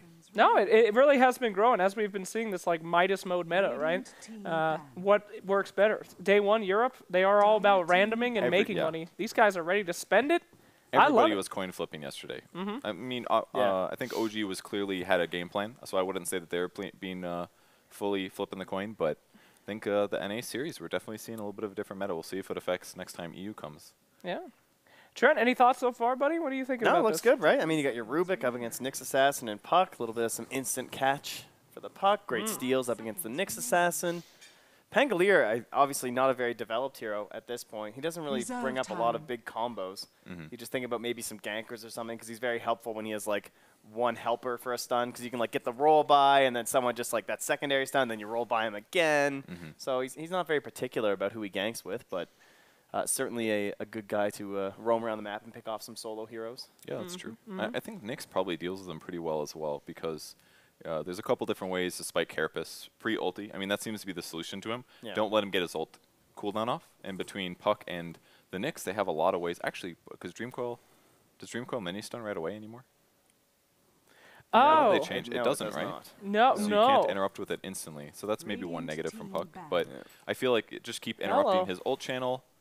Go for the kill. Look, Immortals is even spending money on bans here. $80 Moonbucks, excuse me, on an anti-mage ban, whereas Optic, they were really just taking out that OP new hero. Whatever hero that name is. Pangolier? Dark Wallow? Oh, the Wallow. The yes, Wallow? That is right. Point. What's her cost right now? It's Dark Wallaby, actually. Is that what she is? She's a wallaby? Yeah. That makes so much sense. Some Lives sort of under the forest ground. creature. That's a dirt creature, let's be real. I've had a few Dark Wallows in my day. I'll tell you that. All right, very Immortals style strategy. We'll Getting just into pretend you some. didn't say that. We don't care. This is not a place for emotions, bro. This is the. Sometimes I lay down in my bathtub with all the lights off and pretend it's my coffin and I'm dead. Yeah.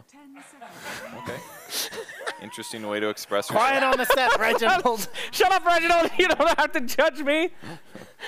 Don't talk about my Dark Wallows. It's not about your mental state. It's about how much money you have. That's all that matters. That's right. That's this tournament saved my life. And that's what gets him out of the tub every time, guys. It's like, oh, that's right. I'm filthy rich. I got to go bet more Moonbucks. Hey, look. Wow. So much money. I'm loving this. Undying. Whew, Immortals is big rolling right now. This is great. So we did some math before the tournament started in terms of like maximum series, minimum series, how many games you're going to be playing, things like that. So I think we came out that your average pick, your average draft should come out to what, 600-ish, right? Oh no, 600 are way low. We'll say every team is probably going to play like 7 to 9, probably 8 games on average. Right. So you're talking like 900 Moonbucks per game if you don't make any. That's not from bad. Challenges or randoms. 900, they're over by 300, and they still have not too bad. They are way over right now. That's fine. They're a little over budget. They'll bring out the old game of chicken, little cluck cluck. Yeah, right? They'll just cluck this. All right. They could. Yeah, they got what, Undying, Nyx, Puck level 1. It's not bad. Brent, you talked about strategy yesterday, and I think this is it. I think this is the spend your money on a game that you think you can win, and then on a game that you think you can lose. Maybe when Immortals is against EG or something. You just go completely bonkers and just try to do your bounties. So I think this is the Trent Pack strat right here, where they're investing to make sure that this is a good series for them. Thanks for naming it. I mean, that's lovely. That is called the Trent Pack, sir. We'll call it the Maple Leaf meta. So are you going to go deer hunting later, Trent? Or Yeah, no, I just don't want to get shot, so. I probably should have made that joke when you could see his orange clothing. Yeah, but yeah, really on point there. It's too late. Hey! Like moose or something as well, maybe a little more. Moose kill. Oh, ladies and gentlemen, it's Optic Gaming versus Immortals. Look at that coin, dude. This is my That's favorite why it didn't explode when it collided with that other heavier coin. Taking a lot of time here on Optic. Yeah, Up to 70 seconds left on bonus time. I think this is where you develop your strategy. You think they just spent an obscene amount of money. Are we tanking this one? is there something we can pick that'll deal with this that isn't super expensive? Like when you're genuinely trying to beat their draft, PL's cheap, and you're being careful about what you spend. You got to look at a lot of options. You might think, oh, this hero's perfect. You look, it's 500. Oh, that's out of our price range. You got to think of the next path. So there's so many decisions Optic might have to make here. Well, they better start making them. They only got 44 seconds. Or they're AFK. I don't know. I mean, yeah, could be, but I think this is right now they're considering the random possibility, right? I mean, Immortals team looks actually really good. Maybe their strat was to random here, and now they have to think, okay, maybe we need to start making some money. 30 seconds left. This is, oh, whoa! Now, if you do go down to 0 seconds bonus time, you random a hero and you do not get money from the random. Is something to keep in mind. Harsh. But they end up going for the big spend here. This is going to cost Optic a lot. Now they're pretty much matching Immortals in draft price. Also commits you to probably not random a lot. You don't want to like waste these like expensive picks on getting some trash draft because you random 2 garbage heroes in the last double. Fantastic call there, Trent. And they actually take the PL. They do take the PL. That was definitely the best counter available for Optic, right? You just doppelganger on the Tombstone, it blows up. They don't really have good counters the PL overall anyway on the side of Immortals. Same team. Yeah, no, that's what I'm saying. I think Optic should have taken the PL. Oh, I see. I think they made a mistake. So it was a deny there by taking the PL. Yeah. And a 322 Moonbuck Viper there. I actually really like the Viper pick here. It's personally survivable. And against a Puck, a Nyx, and an Undying, those are heroes that are very good at fighting, staying alive, doing burst damage. But they don't do so much damage that they can overwhelm Viper. With that said, I think PL is pretty good against Viper. Viper's better against PL than he used to be, but if he goes like Mjolnir or something and gets a little tanky, I think Viper is going to be able to do a lot of work this game. Staying alive and sustaining against that strong team fight and run at you disable thing that Immortals has. I don't want to yank our own chains here, but for it. man, what a fantastic... I love this tournament because it's like you look at these drafts on a normal tournament and it's just your standard stuff, but the fact that they're standard in Midas mode is just so hype. It's so fascinating. These guys are putting in the money right here, and we've never seen that before. Oh, I'm having a great time. I thought the idea of like in most competitive games, there's often the idea of like a tier list, right? Where you talk about like, you know, especially fighting games, one of the big ones where it like talks about like what tier each fighter is, and it's very, you know, it's considered quite the achievement if you win some big tournament with like a garbage tier hero or something. And I noticed people were comparing Midas mode to tier lists as being like one of the first real, I mean, it's a full tier list. We're literally assigning a number to this hero and saying, look, this is where this hero is. This hero is very good, and therefore it costs. And you just can't do that in games like League where there's only 5 actual valuable heroes. There he is. So, I mean, it would be like 1, 2, 3 Moonbucks for you. You don't have to put it on me. Don't associate my face with these comments. Hey, is that a new trans...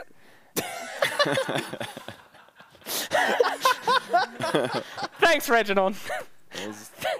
Thanks a lot, Reginald. Great job, buddy. Wonderful tournament production. Great job. All right, we're looking at 3,000 Moonbucks being spent this draft. Money.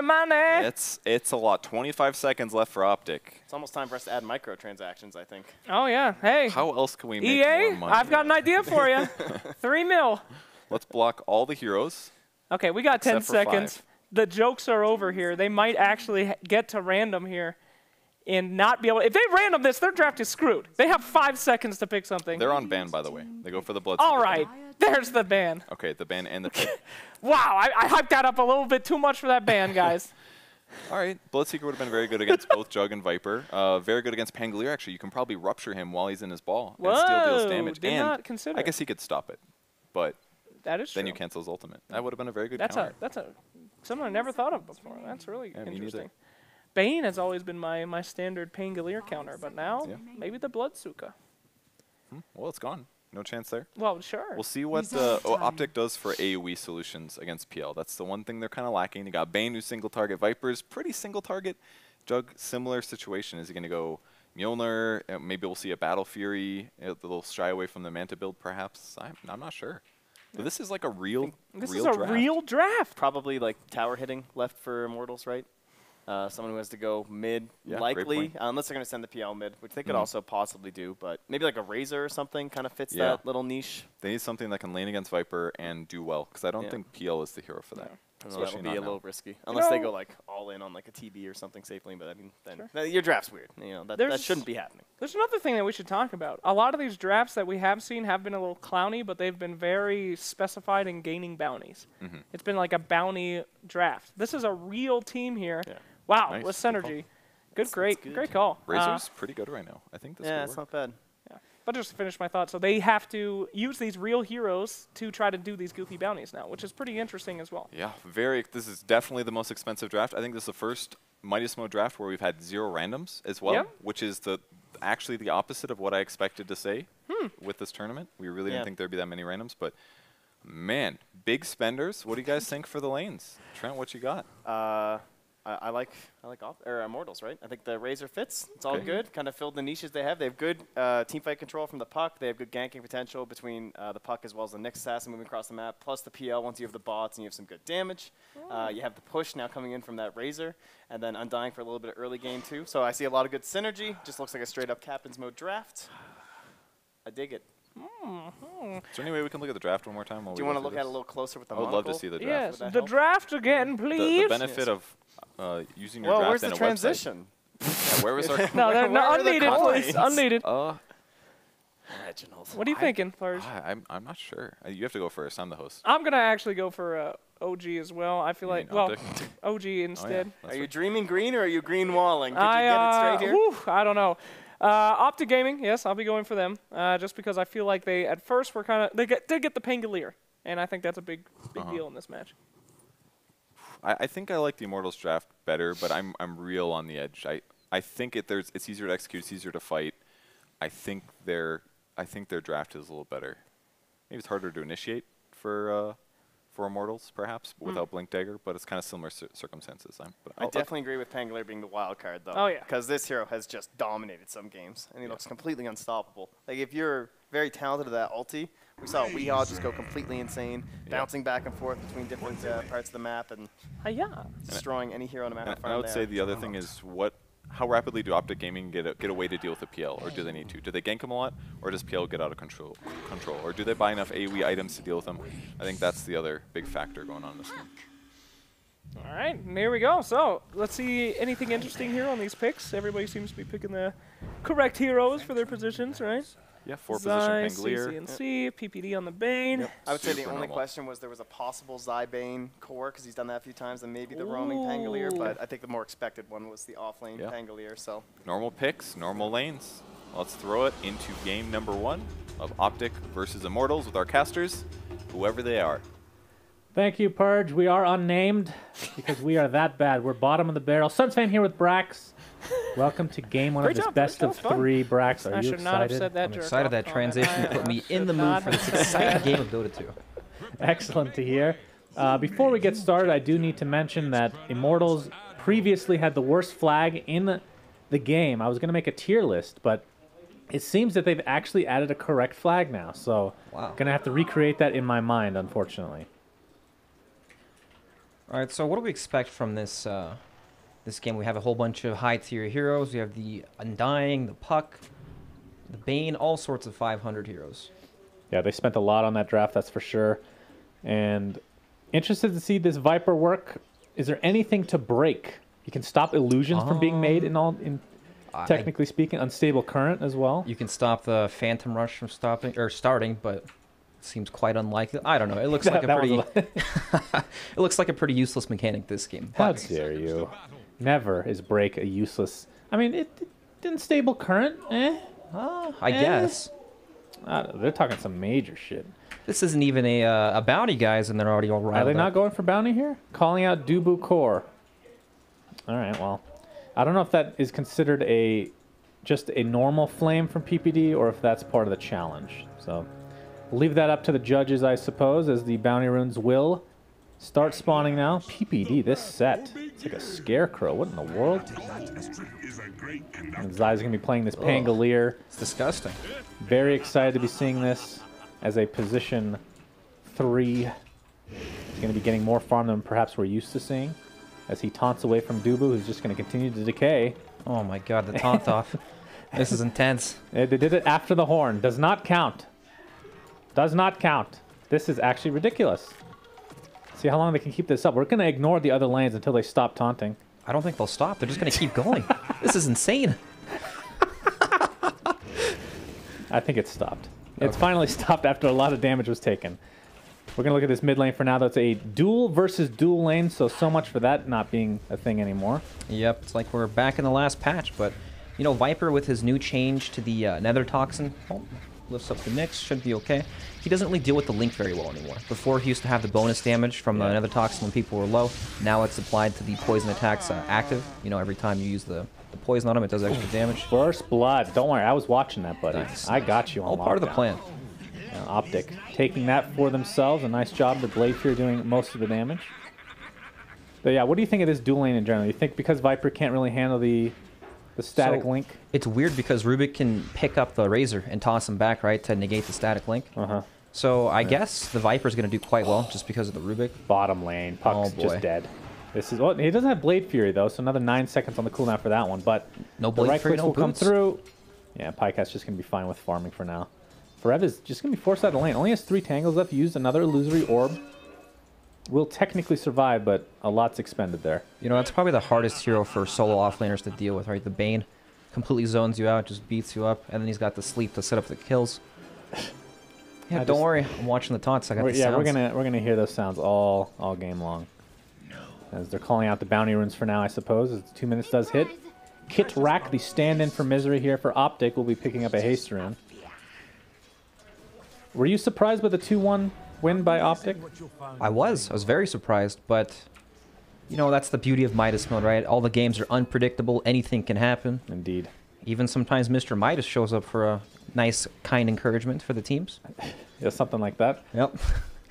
Zaya is talking a lot this game. He took their entire wave, apparently, is taunting taunting away. He has nothing to do in this lane, right? He's got a dying AFK decaying him over and over. He's AFK decay. How does that work exactly? How can he be AFK and he decay? decays, and then he waits 10 seconds for it to come back up, and then he chases him around again. Rev taking more damage there as well. As I see on the minimap, Undying is still chasing Zai. He's denying these creeps as well. That's a nice little back and forth here between both Zai and Dubu. Dubu going the old-fashioned way here around that tier 1 tower. Just chasing him down. As more taunts come through. Sunsfan was talking about the Razor Viper matchup in the mid lane, and it's very Viper or Razor favored, sorry, especially with the Link. Impale will miss though. MP's going to take that damage and put it to town onto CC and C right now. Although Feby's the one taking considerable damage. 1-0-1 build on Viper. Is there any point in getting another toxin? Another toxin? Probably not, honestly, not early. But I've seen a lot of people level it up early just for wave clear, so they can keep farming. But look at the damage just from leveling up the poison attack, right? Well, now this has a cooldown though, of course. So. Yep, it does. But it does so much damage when they're low. I don't know. I was going to talk about this lane like I knew it was going on, but now the lane swung back in the other way. So let's move on. Bottom lane. Forev's again in a lot of trouble. PPD has Nightmare available. We'll use it again with the Illusory Orb, and actually a TP support coming in, the form of Kit Rack. As they're going to get the Telekinesis, Fade Bolt is available as well if they need it, and it will be used finally. So nicely Kit Rack done. taking that for himself. That's the old sleep after the orb, and then he's just screwed. He's there for 15 seconds waiting for the next orb. Yeah, Zai's still getting decay. Dubu is actually out-leveling Zai, which is a little bit surprising considering how many waves he's pulled his way. Yeah, he has 200 max or 200 health currently too, so he's not going to be able to. Oh, that's true. Damn. He's going to lose out on all the experience. Forced to swashbuckle out as Q on Dubu continue to pressure. Has the shield. Okay. All right. Literally takes a Spirit Lance into a right click and just dies. In the meantime, in mid, MP taking considerable amount of damage, but Kit Rack, he might be dead actually. The static link coming through, but yeah, the PPD. Brain Sap keeps MP at bay, at least for now. Well, PPD's still chasing him, but I don't think he's going to get him. He could. The 3 seconds on Brain Sap. MP has to hide in the trees. He's all right. Okay, so Febby said Happy Frostivus, right, which is one of the bounties, but I think there's a bit of a confusion on the wording, right? Like the he just casually dropped the wards in the TP and then picked it right back up. After saying. That's definitely... that was not the intention of the challenge. That is definitely... that is... reading comprehension. Yeah, Mr. Midas is going to have a word with this. Yeah, absolutely. So the idea is, isn't it before, what's the timing on that one actually? I'm not even sure. I think it's before like 10 minutes, so that would have been fine technically. Yeah, but the idea is that it's gifted to the enemy, right? Right. You actually have to give Prism. There's no return on investment there. It's PPD, Brain Sapped onto QO, level 4 right now, about to hit 5 in fact. Going for the 3-1-1 build, I would assume. And mid lane, we're looking at the CS 21-14 versus the Razor MP 12-6. So I would say this is quite surprising because Razor had a very dominant hold on the lane early on. And then once he started getting low, the poison attack started dealing a ton of damage and he couldn't really lane too well. But I'm not sure exactly how this lane's supposed to play out anymore with the new changes to Viper. I imagine that, getting linked up, Febby's coming in, but he should be okay. Yeah. Nyx hasn't found a lot of success with the Impales as of yet. His Kyo is being forced out by a couple supports here in the form of Kitrak and PPD. And CC&C and company, they're going to find Febby. Still talking some major shit, it seems. Spike Carapace is not here, but double Impale, MP. Razor's got a ton of damage. Has a lot of damage, and Kitrak might be in a lot of trouble. A nice telekinesis onto the Roshan pit, but Kitrak gets hit by the right clicks as well as Plasma Field, and he'll find his way to the grave. Yep, CC&C, just kidding, he's going to be totally fine, walks it off. Alright, so we're talking about the, I don't know, this Razor matchup. I don't know why I'm talking about it. It's so boring, honestly. Both these heroes just sit here and hit creeps. Let's move on. I don't know. Viper's very exciting now with Nether Toxin. He did pick it up at level 5 all here. the green heroes are relatively boring. Nah, that's kind of true. Nope, bottom lane. Pycat gets hit by a Soul Rip. PPD trying to force him back. Gets the Nightmare off onto Forev. Taking out the Tombstone. Pycat will take the bounty for that. As the Brain Sap comes through now. And just a little bit of harassment both ways as Dubu continues to taunt his way. If there was a challenge for a number of taunts in a game, he would probably be hitting that pretty soon. Oh, I would agree. Even if it wasn't there, he'd still be throwing him out. Don't submit that idea. We don't like it. Jesus. Shutting him down already, huh? Yeah, it's better. It's better before. Oh, Omni Slash is going to rip right through Dubu. Oh, no. Reading comprehension. We got some problems here with the reading comprehension. Yeah. Cluck Cluck only applies when the courier is walking, guys. Oh my before God. 3 minutes. Immortals. Oh, Immortals. Why? You shouldn't tell them that, Optic. Let them keep that. They wasted their time. Old CC&C being a good sport. That's the point, Dubu. That is the actual point there. All right, we're going to see a shield crash actually in top lane. And he's level 5 now, so I don't know if you've seen how much of this hero you've actually seen in these games, but I don't feel like he ever gets dangerous for PL to lane against, right? Like the PL's always going to have a dominant position over him in the lane. Do you think he leaves the lane to go gank at 6? Is that something that the hero should be doing, or probably maybe not? people come to his lane when he's 6 and they can just run down Oh, it's PL. one of those. Okay. I see. Well, Pycat top the net worth charts right now in this bot lane, having a great time. Of course, has a kill and an assist on this puck. The courier is And still Undying. in the Roshan pit, waiting for the Cluck Cluck sweet, sweet bounty rewards, but it's just not going to happen. I could reiterate for them via text, but they don't deserve it because they did not take the time to actually read these challenges. Okay, so they're being punished for... CC&C. Oh, looks like Febby's going to get initiated on. The Viper Strike is there. Impale will completely miss. MP's trying to zone them out as much as he can. Febby's ticking down very low. 80 HP, but will walk away. CC&C in the meantime getting static link, but the right clicks will be there as well. Is he going to be able to live through this? MP with another right click. Nope. Oh my God. Looks like Kickdrack was able to take out that pesky Razor finally. All right, so Razor not being very dominant in the mid lane at all. Like, usually we're used to seeing the max static link, right? But he's only got 2 points in it there. It feels like, up top, Zai should be okay, right? He's good to go. He's Actually has a fine. Soul Ring. Interesting. Okay. As Doppelganger is used defensively here. And it looks like we have some support in the form of Febby. So is this something they actually want to push? They do have level 3 Tombstone to work with. You know, I'm just waiting for for Immortals to pull out the "We're Smoking" bounty challenge from yesterday. Maybe they're not too sure on the rules here. Yeah.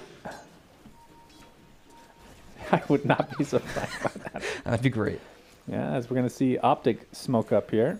Both Zai and Kickdrack ready to go. Here comes the Paying rolling rotation. thunder into the shield crash coming very shortly. He's trying to hit a wall here.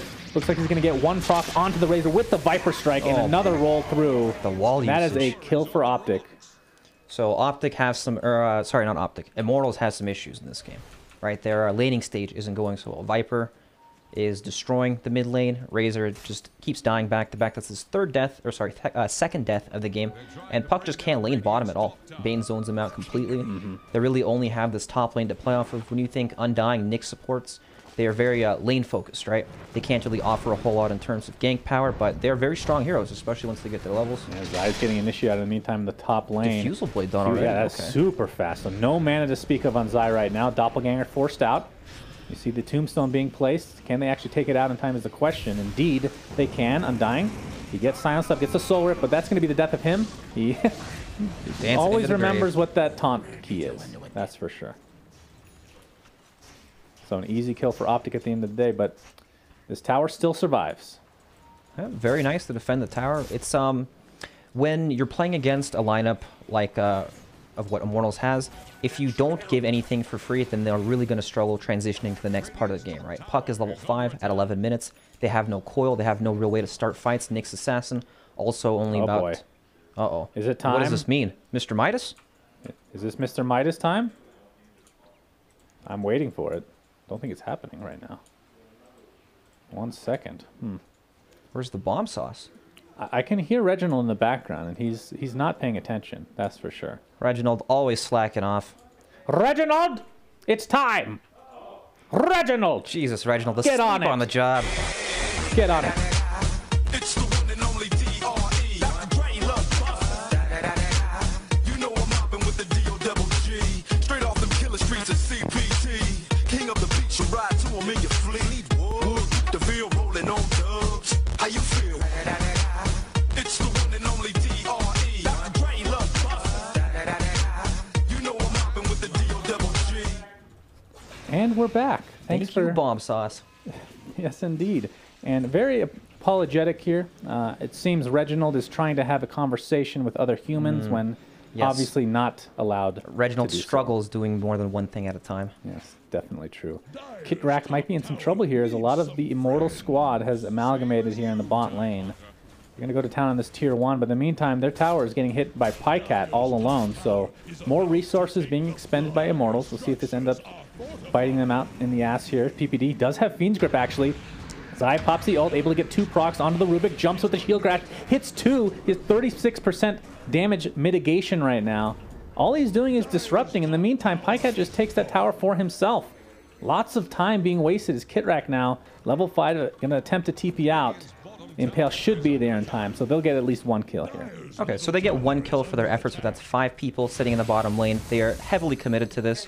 And it's just, you know, in the meantime, Pycat takes top. Optic are also hitting the mid tower. It's the problem when you kind of lack that reliable initiation, right? Puck's still not level 6. They have no real way to force these engagements. But, you know, if they don't do that, even though this isn't the best trade for them, the game won't really progress for them, right? Optic can still defend every tower, take top for free.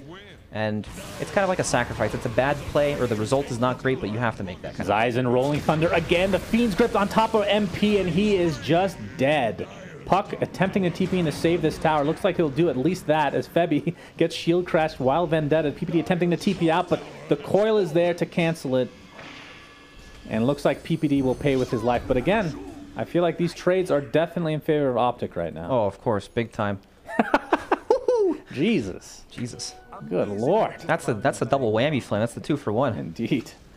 Yeah, Pycat takes the top tower during that as well. So still great trade for Optic, and of course they can just go right back for the mid tower. It's only at 200 HP. Should be free too.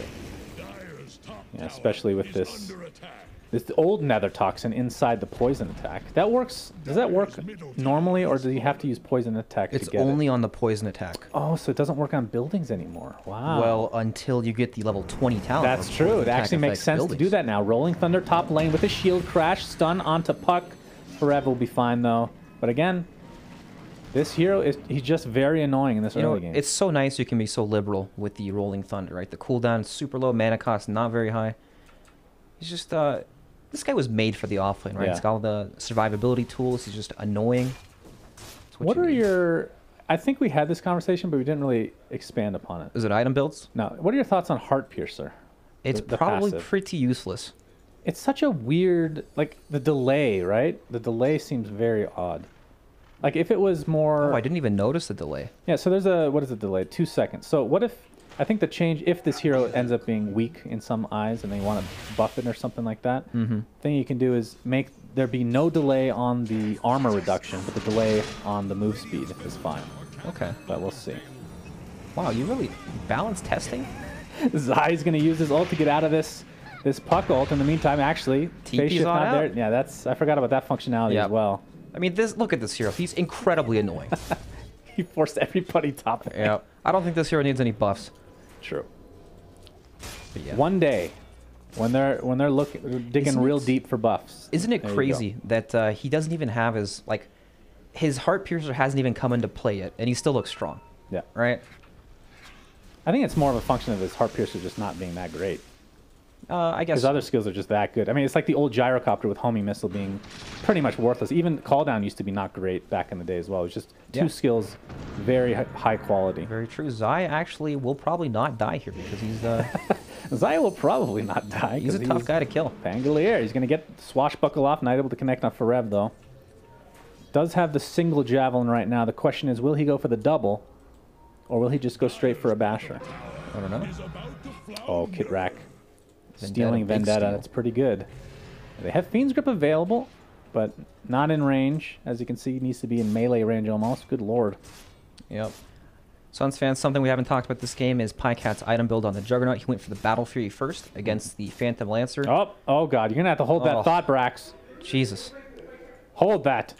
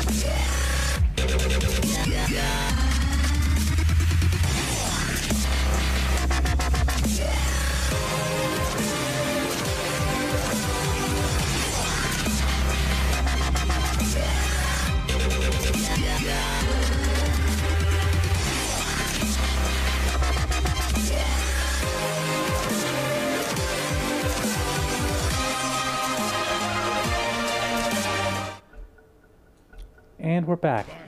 Thanks for that nice juicy pause we have going here, as there is a Nyx assassin asleep. He just Vendetta's away. All right.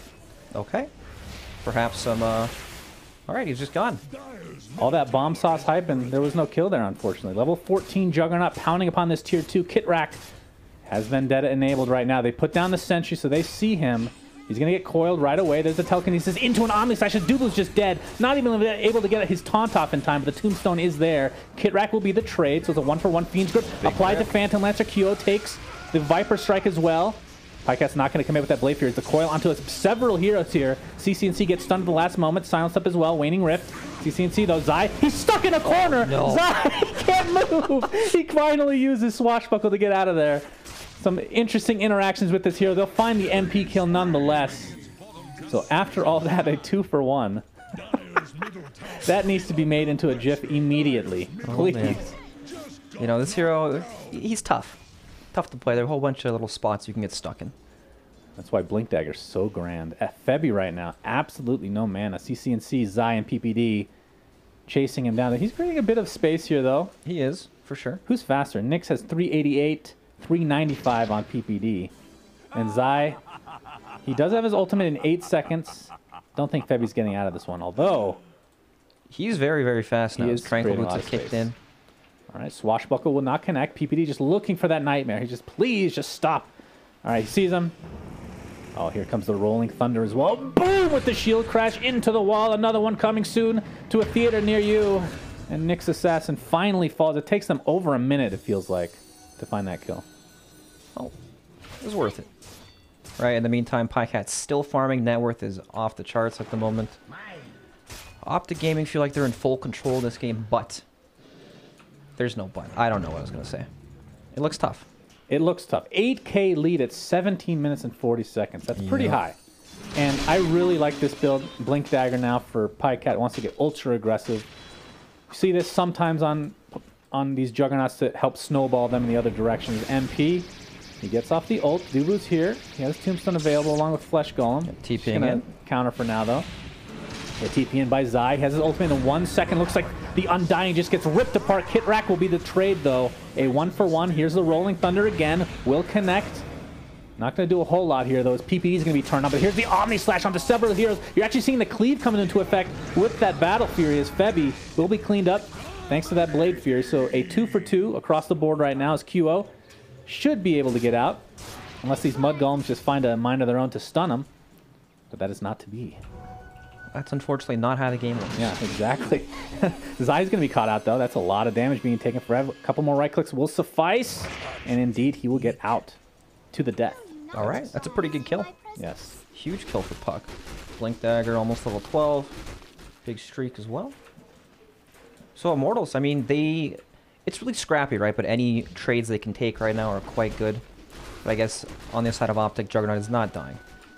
Yeah, that's the major issue right now. There's no real answer for them to deal with this Jug when he's that farmed, right? They have, their lockdown is not the best against Jug, right? It's the Impale from the Invis, or like the Silence Coil, which is not going to be that effective once he has Manta style, so. We are smoking. Immortals on their way to a smoke gank attempt. I was thinking about late game and how they deal with this PL once he starts taking off, and the Battle Fury is just going to be so powerful for Pycat this game. Yeah, Pycat's going to hit that timing where he's like an item and a half ahead of the PL with Roshan or something like that, and they won't be able to touch him. Oh, PPD. But this could be it if he walks into an Impale here. Yeah, Oh, no. PPD looking to juke out a bit here. Will not dodge the Impale, though. Looks like he will find his way to the grave as 4 members of Immortals group up in this bot lane. I don't even know what that means. Somebody's salty about something. He's flaming PPD salty tweets on Twitter. Oh, right. I remember that tweet now. That's right. It's been so long. Zai in Rolling Thunder. Where did he go? He TP'd back to base? Back to base. You can't stop it, so why not, right? That's right. They don't have any BKB piercing stuns. What about Coil with Ags? No. What about it? Does that go through BKB, or is it just the second break that goes through BKB? It's the second break. Okay, so there's nothing they can do then. Except for getting an Abyssal Blade, of course. Can you even Abyssal Blade a rolling You might thundering actually just Pangolier? get bumped before you can get close enough to cast Abyssal Blade. I'm not sure. That's unfortunate. Looks like Diffusal Blade would be the first item for Zai, so it will be a casual Javelin, of course, which we've seen many a time on this hero. Yep, quite the value item. Well, Rubik actually steals Coil, so that's quite nice. Will he keep it, though? Why wouldn't he? Because he likes mobility. Okay. What's the skill he wants most this game to steal? Orb? Yeah, Orb's probably the best one. Orb or like Spike Carapace. Okay. Usually I'd say Tombstone's okay, but with PL on your own team, not so much perhaps. Yeah, I mean there's like a rare situation where you can get on the high ground or something, but outside of that, not too useful. All right, looks like Juggernaut will go to town on this Roshan with help of PPD and Kitrak.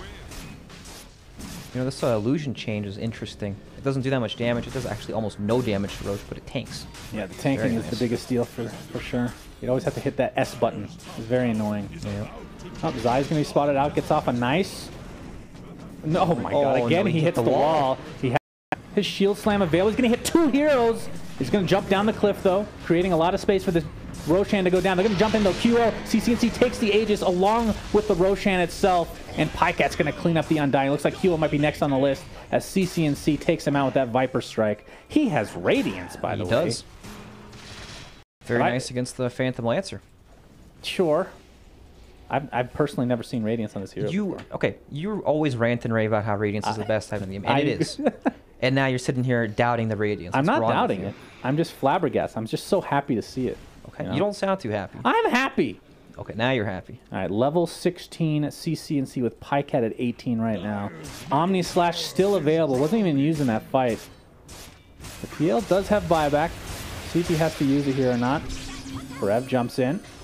Trying to deal a lot of damage here, and CCNC has pretty much no mana to speak of. You know, we were talking about the draft a lot, right? We have Nyx Assassin and Undying, our big 2 500 spenders, but perhaps not the best on the same team, right? They kind of fulfill that same role where they want to like roam, kind of. I guess Undying can also play as a zoner, as a 5 with the decay and everything, but you're missing that that person that starts the fight, right? And ideally that would have been Puck, but Puck has not a... Lating's tough against Bane as a solo Puck. It just does not go well at all. Well, rip in the mid lane. Yeah, we have a Fiend's Grip applied to Forev, and he's just dead. 50 seconds, no buyback. And this is around the same timing that Zai will be getting that level, or the 2-second shield crash cooldown while in ball, which is a huge deal. As we see Fortification now popped by Immortals. Tombstone gets soul ripped up. CCNC, he still has Aegis. He's going to lose Aegis. Yeah, he is. He has the Radiance off right now because of the Spike Carapace, I would assume. Yep. Flesh Golem's popped by Dubu. Get the commit here. Swashbuckle applied by Zai. CCNC in a lot of trouble at half HP right now. That healing ward does get placed in the backline zone. He's getting some lifesteal thanks to the spell damage. Nice telekinesis onto QO. He's going to get the Doppelganger off. Here comes the Rolling Thunder. It's going to be beautiful. Gets 2 heroes. They're going to find them easily. And these racks are in a lot of trouble. Pycat expended the Omni Slash, but this looks to be at the very least a melee racks, if not more here for Optic. Yeah, definitely. Even with the buyback, I don't think Febby can actually do anything at all. Pycat's still full HP. CCNC, same thing.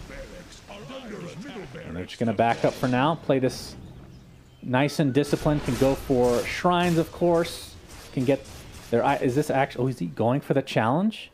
Is he going for it, my friends? Pycat? Divine Rapier before 30 minutes? He can do it. He could. He could also throw the game, so it makes it much more exciting. Oh, I hope that happens, because we want an exciting game in Midas mode. Indeed. Looks like SNY was the choice for CCNC. Very interesting build on Viper.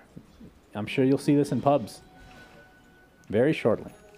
And there's the Blink Dagger. All right, this just got dirty, my friend. We can do some theory crafting on this this ultimate of this Pangolier. So, as you can see, he's going to use it here for no reason other than to annoy the enemy team. Does not have TP, so has to be a little bit careful not to get caught out. He's just rolling out. Can't be stopped. Oh, he gets coil, blinks out, gets stunned. Here comes the orb. And yeah, of course. Good old vector targeting, getting you away again, but the orb, or the Yules is there. He's going to get silenced up. He's creating a lot of space, but he will die. Finally, they take out Zai. I was just about to talk about how unkillable he is with that blink now, but I guess not the case. Clearly not, because he's dead. Still, very nicely done from Immortals, but... You know, they've got a bigger thing to deal with, right? This Juggernaut is unkillable. He almost has his Divine Rapier, 1,000 gold away. CCNC on his Viper, same thing. He's just... I don't see how they can take a fight. It's so difficult because it feels like, you know, while Impale is nice and everything, it's hard to casually walk up to an enemy team with Impale from Invis. Yeah. There's always going to be a Sentry Ward. Jug can spin in the animation. Yeah, the initiation is just way better for Optic, especially now that you have that Blink Dagger on Zai. Big time. So again, for people that missed out, the cool interactions with Pangolier, Shield Crash with a 2-second cooldown. You pop it, and then while you're in midair, you swashbuckle into whatever location you want, and then you'll have that Shield Crash available again. It's Febby. Oh, he's trying to TP out, will not make it, just barely so though. Yep, and Pycat kills Dubu up top without even using the Omni Slash. Rapier purchase. That QO. Oh, do they announce? Oh, wait. Never mind. Never mind. Excuse me? I'm really stupid. I'm not sure if I want to explain this. Okay. Just kidding. Bye bye, Dubu. Oh, Lord. Oh, Lord, please. Well, Optic now in a very prime position to try to finish this game. They still have a tier 1 available to take in this bot lane, which is actually crazy to think about. Yeah, but it's essentially free gold for them at this point, though. I don't imagine Immortals will do anything at all to try to defend. What can Immortals do here, aside from the Rapier throw potential, which he does have, by the way? Yes, he does. I guess there's always the hope that, you know, Team Optic have some internet issues and they happen to disconnect while they go up the high ground. I mean, that Rapier, if you can kill him. Yeah, well, that's also complements the Rapier, Who right? takes it? PL or Razor? What's the hero you want? Oh God, I don't know. They're not. It's not really great on both of those heroes, right? Yeah. I guess it'd have to be the Razor. Razor's a little tankier, I would assume. Yeah. Well, CCNC has to force him way up to top lane to be able to defend this tower. The Shrine will be popped. Not quite killed. His Pycat might be caught out here. He's in a little bit of trouble. Yules is there, and Pale will miss. And here comes Zai with the shield crash again. And that Rolling Thunder. The entirety of Immortals is going to get hit, basically, by Zai. He's just out. Yeah, that's such an annoying hero to deal with. A fight disruptor, if you will. His Omni Slash will just destroy QO! My lord, that Divine Rapier. We should see this item more often. Why don't we see it more often? I don't know. It looks pretty good. 300 damage? 330 damage. My God. 50 seconds with no PL. Does have buyback. Telekinesis will cancel that TP for Dubu. Will he taunt is the question. No. He'll just be killed by Pycat. Unfortunately, he died a little too fast to pull out the taunt. Now, we have about a minute and a half, I believe, until Roche spawns. So the question is, does Optic play it safe at all and wait for that? There's nothing to play safe. I think they are ready to go. They have Slash is everything down. they need. Yeah, this This Juggernaut is very scary right now. This is Zai in the enemy base, just giving the old fuck you to them and just getting out of town. So just untouchable. 35. This cooldown though, it's pretty crazy. It feels way too low. Yeah, doesn't it really does. Yeah. And Zai can just take out these waves with just 2 skills as well. Yep. And the hero has decent mana regen, all things considered. Soul Ring very nice too to complement the. Yeah, it looks like they're just going to wait for Roche just to play it a little bit safe here. CCNC now level 20. Yep. We do have to remember they have a rapier, right? They don't want to lose this. You know, how sad would it be if they lost this game after spending all those moonbucks on these nice, shiny, expensive heroes? Well, think about the other side. Immortal spent a lot as well. Well, unfortunately, that has to be a loser, and it's looking like them right now. Well said, Brax. Thank you. Blunt as usual. But, I don't know. Immortals, with that Divine Rapier in the game, you did say they don't have a great carrier for it, technically, as there's a double damage here. Pycat is going to take that, and I think Immortals is like, all right, we're going to have to wait out this DD now. Yeah, there's no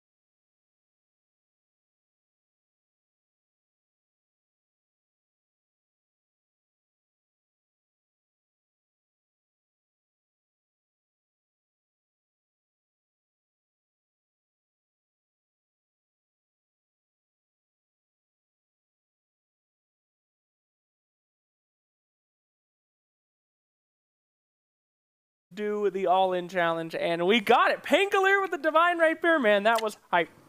So close. So close. Juggernaut? Juggernaut. Juggernaut's the one who got it? Juggernaut was Believe it or not, if you buy Rapier on Pangolier and use that swashbuckler thing, it does no extra damage. Wow. It would be terrible. I don't believe it. I'm going to need to see proof. But, yeah, that's super cool. Yeah, then. we were all thinking, like, maybe he's going to farm it up. Maybe he'll get it in time. And not only did he get the Rapier before 30 minutes, he even had a BKB. So it was actually the perfect game to have a Rapier because he had to deal with the AoE of the PL illusions. Yep. He had Battle Fury, and then all of a sudden he just amplifies that cleave damage by 300. Plus, you're a Juggernaut, so you kind of have this great immunity where you can still use a lot of your physical burst damage. So, ideal scenario. I need a Blink Dagger too, right? So you could even do like some I'm out of here shenanigans with his Rapier too after finishing an I also like to point out, this is the second series in one day where Optic Gaming had the opportunity to buy a Rapier, and finally they found the right game for it. Yep. It's almost like having 2 sets to complete 10 challenges is, in some ways, good. In some ways. Here's the bounties. Immortals probably would have done a good job if they actually read these before the game began.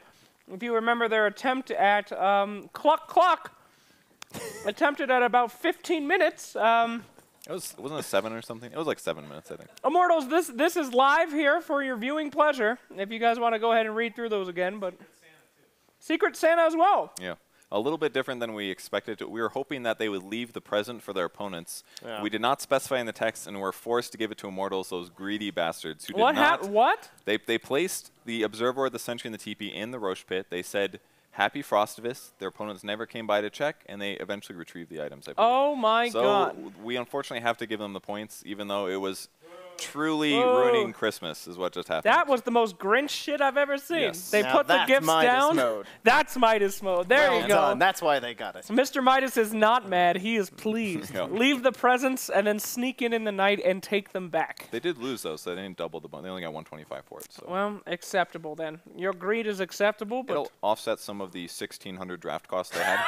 Yeah, speaking of offset, though, the Rapier purchase doubled. 600 moonbucks. Oh, that's a tier 1 hero pick with a little bit on top. It's beautiful. That can cover the tip. You know, for the first time, do we take tips? We should take moonbuck tips, I think. Moon tips? Yeah, I'll spend them on nothing because they're valueless. Excuse me? These have a real-world turn in value. These teams can turn these in 1-to-1 for Canadian pesos. Speaking of values, look, this guy's increased a little bit. Hello. That's the money. Started at 76. Did he have a round that he wasn't increased? If not, that means he was picked or banned every single series. Am I mistaken here? It would appear so. I mean, he's really climbed from garbage tier to garbage man himself. He's really taken them out. Yeah. It's a good hero. Thank you. He's taking out the trash. No longer the trash. Exactly. I see what you're saying. What's another hero you guys are curious about? Anyone else for graph-wise? You know, I'm curious. My biggest curiosity here is our other 500s. We have like Night Stalker, the other ones, and their prices are not going down. I think that's just because they were so popular. Because there's a top peak, right? It can only be so expensive. They were so far above that it takes a long time for it to decay down. Boom! Here we go. We're back. Immortals and Optic, Game 2 of Series 2 of the day here. Some of these cannot be redone, so it's time to see these teams get creative. But overall, when all was said and done, their banks are pretty similar. Whoa, but there's a big change. Except that Optic has already played one best of 3 today. Yes, I forgot about that. Not looking great for Immortals. Yes, I literally... And then they just spent 3 more bans. Oh, I did forget that. Sorry, everyone. Okay, Optic opening up the eco round here. With a top-tier pick. Yeah. Interesting choice. Beautiful random. Could we sort by pick price, Reginald? Could we sort by ban price, Reginald? I prefer pick price. Can we do both of them alternating every 30 seconds? That's the 5th most expensive agility hero that Optic just random. Randoms are actually OP in Midas mode.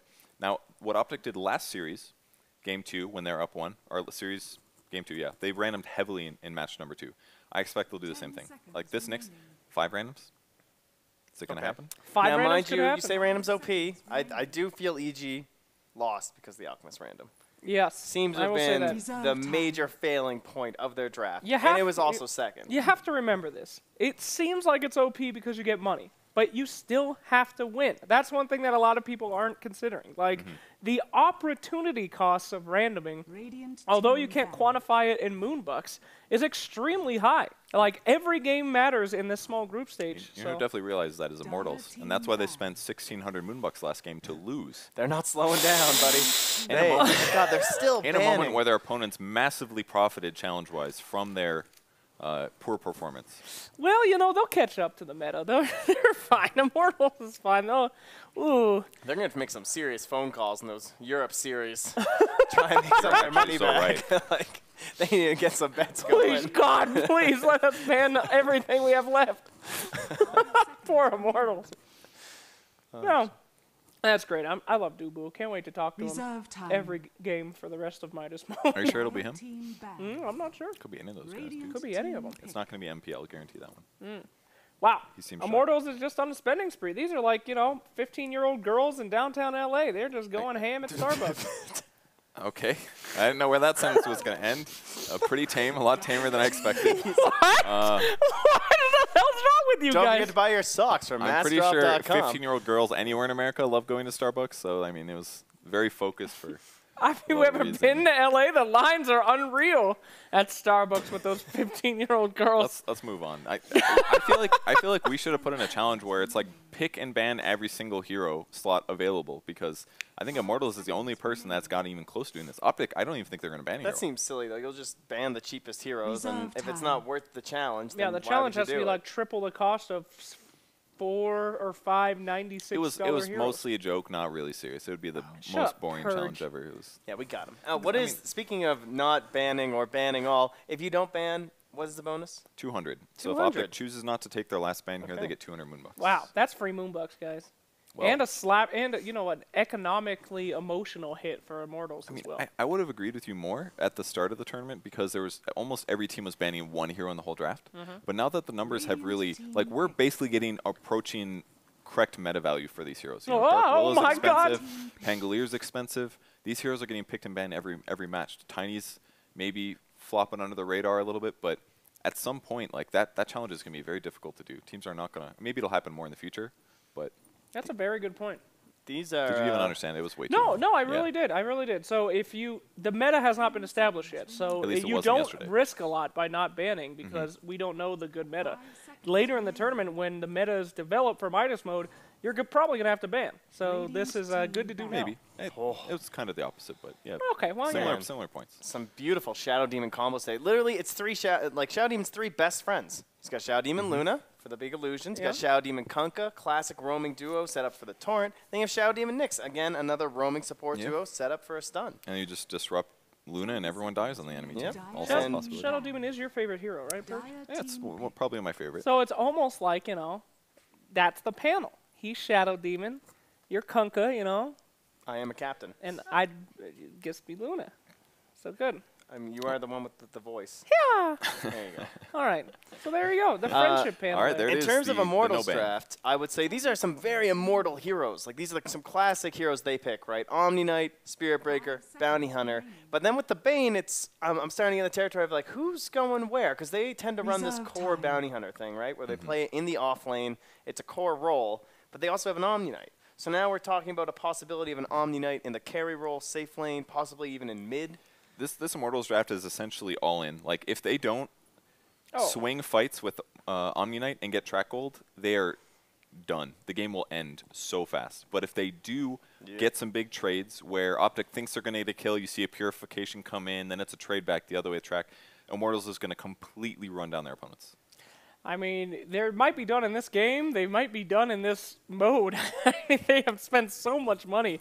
If they can't afford to get a win here, they've got very hard opponents coming up besides Optic Gaming as well. I mean, they're going to be running low on Moonbucks. And you can see the bonus has been added up into the spent this draft. So with the 200 bonus, they've only spent 93 Moonbucks And now for I'm a thinking, beautiful looking draft. like, if they win this game, they only have 2 sets left. They're going to be sitting really pretty going into whatever placement they get after that because of the way they've been saving money here. They've been doing a really good job. Maybe too good of a job. Maybe we need to take some of their money away. I'm not sure that's Send balanced. Reginald to rough them up a little bit, find them for something. Reginald, plant a gun on one of these people. Please. And make an anonymous phone call. CC&C hero, the Death Prophet, to round it all out there. So not the biggest friend of Shadow Demon, but that's I say his other big hero with Mirana, and with them banning that out, very comfortable for Optic. All right, Immortals, you have spent so much money. Don't stop now. They could 5th pick random. I mean, I think their team kind of has their synergy already, right? They've already spent 1,500 on this draft. Is it really worth it to be like, we'll just throw the towel in. We'll just give up. Reserve time. Like, is it a PA pick? I mean, what else are they going to... It has to be some mobile core that can abuse Omni Knight, that can keep up with Spirit Breaker, and that's ready to fight with Track. There's like too much... there's too much burst on the enemy team that's magic damage. I think PA would get But it's also Immortals, and they have Repel.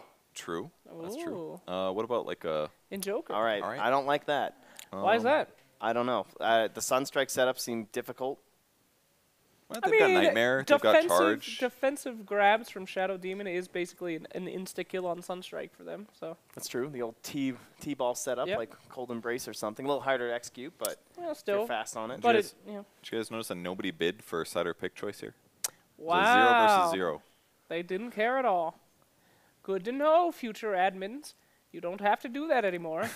The teams literally don't. They don't care. So it's basically, rather than like the 5th hero joining in on the party, like this PA sort of an idea, they're just removing that hero. So Invoker's just going to fire him the whole time. He's going to try and put in those Sunstrikes for the help, but instead it's going to be Omni Knight just, again, with this like core bounty hunter idea, I'm assuming. And it's going to be a lot of heavy 4-man Dota, right? Is this really a core bounty hunter? That's what they've done. Seriously? Seen it? I mean, what else is it going to be? Core Spirit Breaker? I was thinking Bane and Omni and Invoker. Even with the talent change, though? Like, the core Bane is pretty... I mean, you could hypothetically, like, put Bane in a really fight-heavy lineup, like, off-lane, and it'd just be like Bane Spirit Breaker. It's definitely a possibility. Yeah, it just seems odd to, like, first pick your Bane and then throw him in the yeah, I mean, I'm not sold on it. They also spent, like, 300 Moonbucks banning 5 heroes, and the Optic draft still looks legit, so I don't know. There's maybe not the best decisions being made on the Immortal side. I don't know about that. I actually really do like their draft. They have a global presence with Spirit Breaker. Omni Knight. None of this matters. It does matter, because they have an Invoker who can Sunstrike and help kill anybody. They got Track and Spirit Breaker. Nobody's ever walking away from a fight, and that's exactly what Omni Knight wants. He wants people to keep fighting in close quarters and not try to run away, because that's the only thing that you can do to survive. So, I actually really like Immortals. All right, draft. Trent, you on the record? Which hero? Which team you got?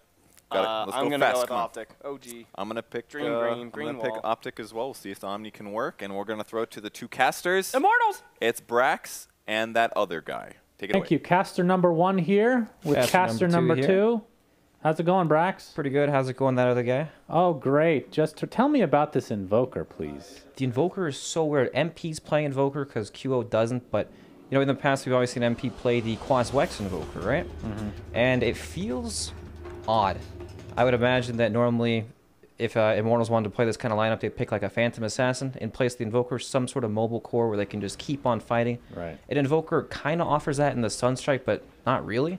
Like, even though he Sunstrikes, he's not going to be coming to fights. He's not going to really contribute. So, to me, that's quite odd, but hey, you never know. We'll just have to see how they make this happen. They actually have the offlane Spirit Breaker.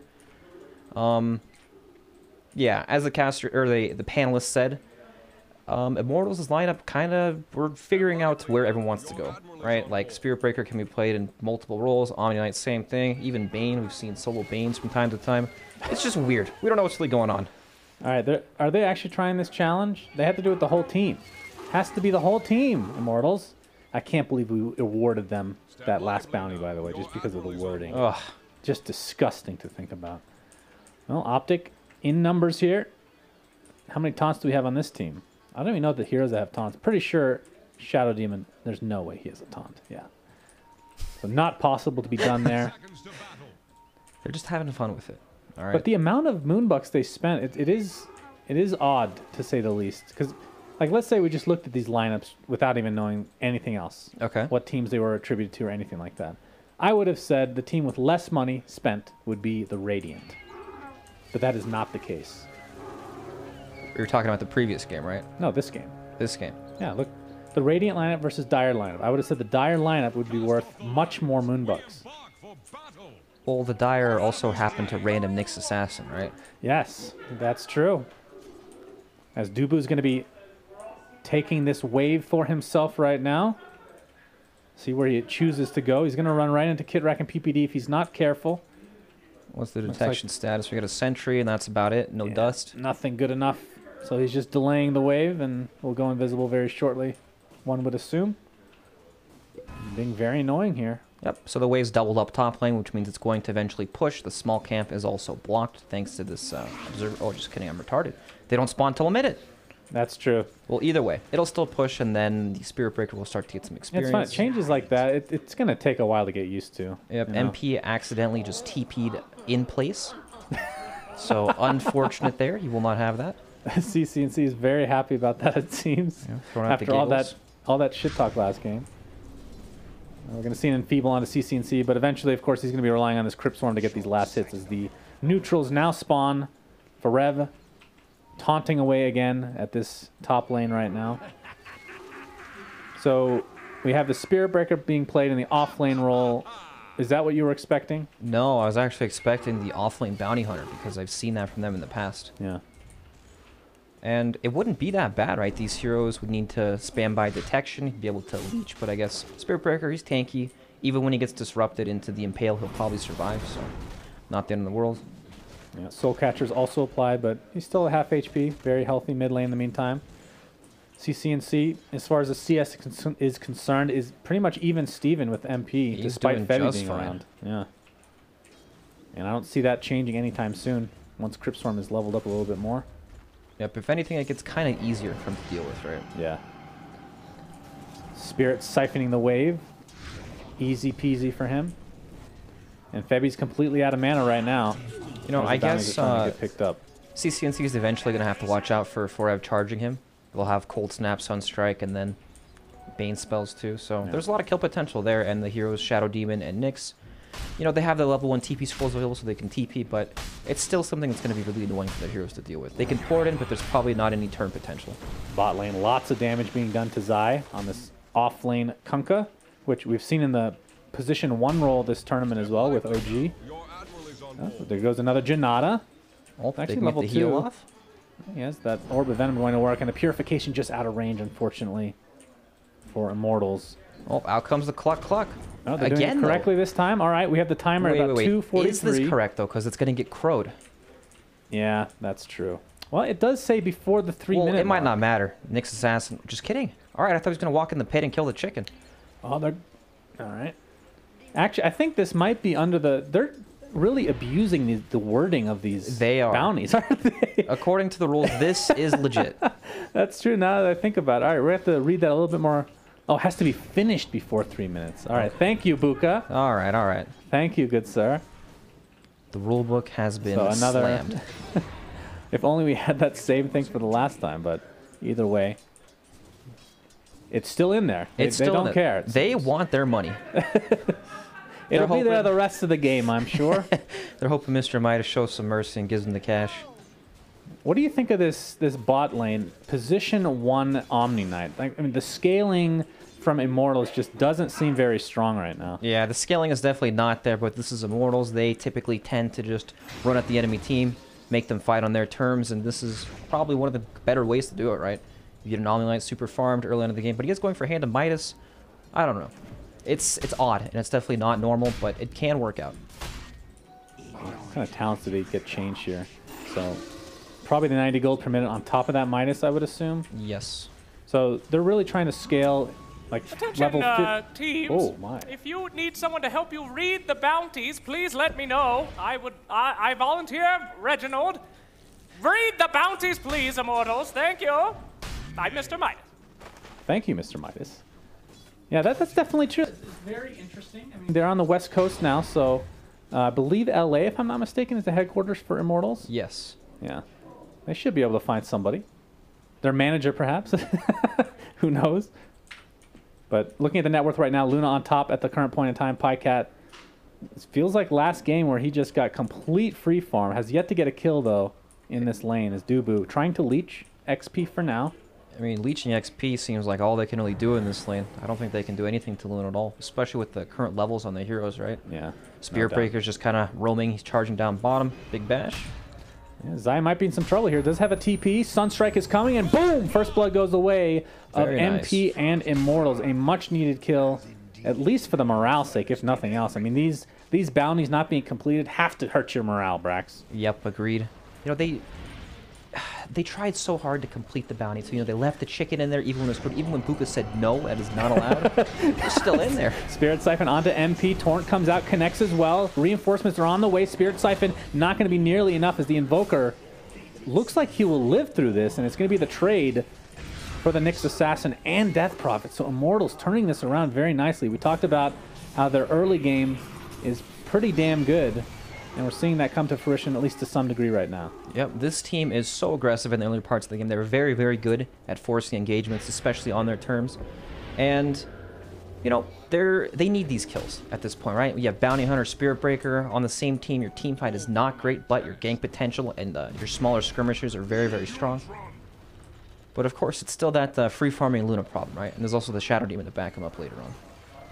Forever level 4 right now. Not often you see a Spirit Breaker leveling a decent amount in a game. I'm just so used to seeing it like level 2 at this stage at the very least. Always the 4 position Spirit Breaker just roaming around. But Dubu is going to be harassing PPD here. No detection? Yeah, no detection again. I'm sure Dust will be coming out pretty shortly there for them. MP, as far as, let's look at his actual CS real quick. It's not high. Let's take a look. I don't have it bound right now, it seems. It's at 26. Oh, 26 versus 24. I mean, he's evened it up at least. That's not too bad considering how things were starting out there for him. Could be a lot worse for sure. Looking for more Sunstrike kills, perhaps. That definitely helped him get back into the game. He's going to have a disruption into Soulcatcher, into a Torrent. Nope. It's actually going to just take out the Shadow Demon. Very early. Combo. Febby and Dubu applying some pressure to Zai. Level 5 right now, so no Ghost Ship to get him out of this. Janata will connect. TP support coming in the form of Nyx Assassin. Brain Sap is there. Zai's still in a lot of trouble. Nice and Pale will keep Bane in place. And they're going to find the Bounty Hunter. They might find more, in fact. Zai sticking around and will live with that health salve. And that's 2 dead in the favor of Optic. Very nicely done, punishing the over-aggression from Immortals. It was a bit odd, to put it nicely. CCNC now has Exorcism to work with. And I hear a charge coming in. 4 people from Immortals in the mid lane. It's going to be on CCNC, but Kitrak is there to scare off Forev, who taunts away again. I feel like this team, do they not have taunts either?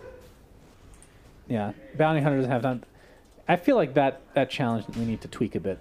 It's a little bit too hard to get 5 taunting here. Yeah, I agree. Will reconsider for future use. PPD, he's sandwiched in right now. Little does he know, gets a disruption off Dubu. Will not be able to get that bounty room, but we'll get the Janata off. Febby with the Brain Sap coming, I'm sure. Sunstrike, though. Boom! All right, another kill for MP that's definitely needed for this lineup. That's Febby. Torrent will not connect. Zai still does not have X, by the way. Haven't seen this build in quite a while for offlane. Gunka. Well, he is the offlaner, right? He's playing more of that core position with the phase boots, Tidebringer spam. Well, Torrent only onto the creeps right now, and the Ghost Ship comes through, but Kyo gets the repel, trying to turn this thing, but CCNC pops Exorcism. Dubu's here as well. They're going to pop the Guardian Angel, not taking any damage from the Exorcism, but the Spirit Siphon is still going, and Zai has the Torrent, faking it out left, right, and center. Kyo gets healed, but will die in the end, and Zai looks to be next. Sunstrike will not connect. 1 for 1 right now. CCNC still with that Exorcism. It's about to end here. Dubu getting spotted out thanks to the Shadow Poison from PPD. Puts down a sentry just in case. Does go invis now, but they're going to spot him and they're going to bring him down. All right. So, when you look at Immortals' lineup, you think, all right, they need to constantly fight, they need to destroy these team fights and take over the early game, but they are not exactly managing to do that, it feels like. It feels like every time they try to fight, they get these small kills that don't really translate into anything. And now they're going to have to answer to this Luna pretty soon. Here he's getting very, very farmed. Tried to mask Manus Aquila, just untouchable in the jungle. And he's going to be spotted out by Dubu, but of course Pyke could just destroy him in a heartbeat. Now, the question for me, Brax, for Optic's side, what is their window? Or not Optic, I'm sorry, Immortals' side.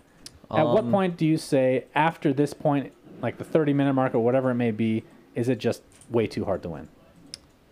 It's hard to say because they are playing Immortals are playing this lineup that's going to snowball super heavily off of kills, right? So they're going to be getting tons of gold on all these heroes, and these heroes are not weak at fighting at all. Big Torrent, actually. Yeah, Torrent connects. Ghost Ship is on its way. The Shark will connect onto MP, who's in a lot of trouble. The Impale will ensure... The neutral could actually kill the MP. That is super unlucky. Fareg comes in. Nice disruption on himself, but PPD will likely die here very shortly. CCNC forcing Forev out. Torrent will connect. Dubu's in a lot of trouble. Trying to finish off PPD will do so. Ends up being a 2-for-1 in the end. But one of those was, of course, a neutral creep. Yep. The neutral deny on the Invoker, but Invoker's still no Midas at this stage of the game. Oh, wow. I didn't realize that. Okay. Yeah, it's rough. But you're asking about when is kind of like their cutoff point where they're going to really start to struggle in this game. I'm not exactly sure because they always have potential of taking some of these fights. They're not weak at all, right? Yeah. It's just these big ultimates are difficult to fight. But Exorcism is on cooldown. All right, they cannot pursue. Another strike was canceled there. Might apply it to Zai here with Dubu's assistance. Still not level 6 with that track. Will apply a lot of pressure. Track is there. Or not track, sorry. The Sunstrike and the Fiend's Grip is enough to bring down that off-lane Kunkka. Dubu, do you have a tome, my friend? Have you consumed it already? He's very, very close to 6. He'll get it off like a creep or two. And I don't know. Like, when you look at a lineup like this, you kind of need to take some sort of tower, which Q is doing at the top lane. Great tower pusher. Oh, exactly, right? It's kind of a problem when you don't have that excellent building seeker. Yeah. It's easy to force your enemy to react if you have the building damage. If you have some way to take objectives, it's easy to box in the map, make them farm a certain area, get deep wards down, control objectives, and just take over certain areas of the map. And without that, I mean, this Luna can just farm everything without being afraid at all. She's solo taking the bottom tower. Yeah, no real threats at all. Super, super farmed. Dragonlance working on Yasha now. Of course, that Mask of Madness has been there for quite a while. QO forced to TP down to the bot lane. I hear Sunstrike. Doesn't look like it will connect. PPD taking a lot of damage from that Brain Sap. Febby, one more right click will be enough. Will he find it? Indeed. Shark comes in, but will not connect. Of course, the buff will be applied to Zai. Not that it really matters, because Febby is in way too deep. It'll end up being a trade, though. And the Omni Knight apparently died bottom. Yeah, Pycat takes him out with the ultimate. I guess he got him around a corner or something. Wow, that's surprising. Forev charging in. Dealing a little bit of pressure to Luna, but Pycat is not scared right now. No, Level 13, almost doubling the levels here for Forev. And Yasha is pretty close to being finished. But I do like the idea of Bounty Hunter for a team. I mean, it makes so much sense for Immortals in general. If they're going to be fighting that early, Track can really kind of amplify the strength of your lineup just by getting your net worth out of control if you're able to get a few kills. He's good at giving your team the intelligence to take fights, right? He can always invis in, walk past these heroes, scout them out, and make it easy for you to close it on them, especially with a hero like Spirit Breaker who can just charge. But, you know, as long as optics stick together and protect each other, it's pretty difficult for Immortals to just run at them. Because there's no big team fight, right? They have to run into the Exorcism, and this Death Prophet becomes super tanky once the Ghost Ship comes out. It's just not easy to take team fights at all. Yeah, 1K lead now for Optic Gaming at the current point in time. But we're talking about a team with double Midas as well in the form of Immortals. Yeah. Both Invoker and Omni Knight. So going to be a bit till they pay that off. As Nether Strike applied to PPD. Sunstrike not even needed. My lord, that's a lot of damage. Fiend's Grip onto CCNC. Here comes the Meatball as well. The Meatball Express, if you will, with the Purification. And CCNC is abandoned by the rest of his team as 2 kills go the way of Immortals. And this is what we've been talking about this game. Very aggressive lineup. Very aggressive, and that's an excellent opening. 2 track kills going their way too, so very nicely done. Yeah, I mean, 1,400 gold net worth swing right there. Yep. As Dubu still tracking up. Forev with the charge will connect on both PPD. No, he's actually going to cancel it. And PPD will find his way to the grave thanks to that Shuriken. Yep, very nice, and that's a tower on top as well. So, great play from Immortals. Yeah, they just need like more that, of that, they have right? the net worth lead now. Yep. It's crazy to think that you pick a lineup like this, go double Midas, and still look to fire, right? It feels like it's perhaps a bit conflicting, but then again, the strong early game secures your Midas from being super, super greedy because you can still fight. And it helps you transition into the later stages of the game because, you know, Invoker, great late game hero, Omni Knight, pretty decent as well. Really? You'd say Omni Knight as a carry is decent late game? Maybe we'll see some Radiance build or something. Okay, all right. Well, the Radiance, I was definitely expecting. I think that's almost a requirement. I mean, the way that I think of Omni Knight, like back in the day, Dota 1 days, mid Omni Knight, you'd go like S and Y. Of course, Degen Aura was way stronger back then, if I remember correctly. Same with Repel. Repel, I think, had Repel was almost much 100% uptime, right? Yep. It was also really long. Yeah. So, not quite that strength, I would say, these days, but I want to see it. I'd like to see a carry Omni Knight work. It's very unconventional, but it can work. And Kyo and Febby pushing this top lane. Meanwhile, Optic is in the enemy jungle. They're getting tracked up right now. And they might just force this tier 2 tower with the Exorcism. We'll see. Still only level 1 Exorcism, though. I think there's a good chance they won't even bother using it. Luna has a ton of damage. Mask of Madness, too. And now we're seeing, of course, the disruption. We've seen this before, my friends. That's right. It's the glory days. And I'm sure PPD just loves this because he's going to be getting a lot of farm thanks to these illusions at some point in the game. You know, back when this was really popular, I feel like this was something that nobody enjoyed playing with, but it was also so ridiculous that you just didn't want to play against it. So I think the Shadow Demon enjoyed it, though. You think so? I think guess so. You get more farm than ever before. Like you see like these 4-slotted Shadow Demons in a time. Everyone's just at the mercy of the illusions. Right. Like back then, especially the supports would not get nearly as farmed as they do now. Yep, very true. MP working towards his Aghanim Scepter, about 1,100 away from finishing that. That'll be a big help for him. As Kitrak, we haven't really seen much from the Vendetta yet. We'll be spotting out Febby. He's scouting these heroes out, but there's nobody that can actually follow up. Right? Can he kill MP himself? Oh, he's going to go for the Courier instead. He'll get it. All right, that's Will nice. he pay the ultimate price, though? Nightmare is there. Fiend's Grip will follow. And you have to think, was this worth it? Was it, actually? I don't even know. I would say it's worth it. Cost of Courier is Fiend's Grip? basically a tower for each teammate. It looks like Forev is building a Blade Mail. Very cool. Oh, very nice. All right, now you see me. Thank you. Very nice.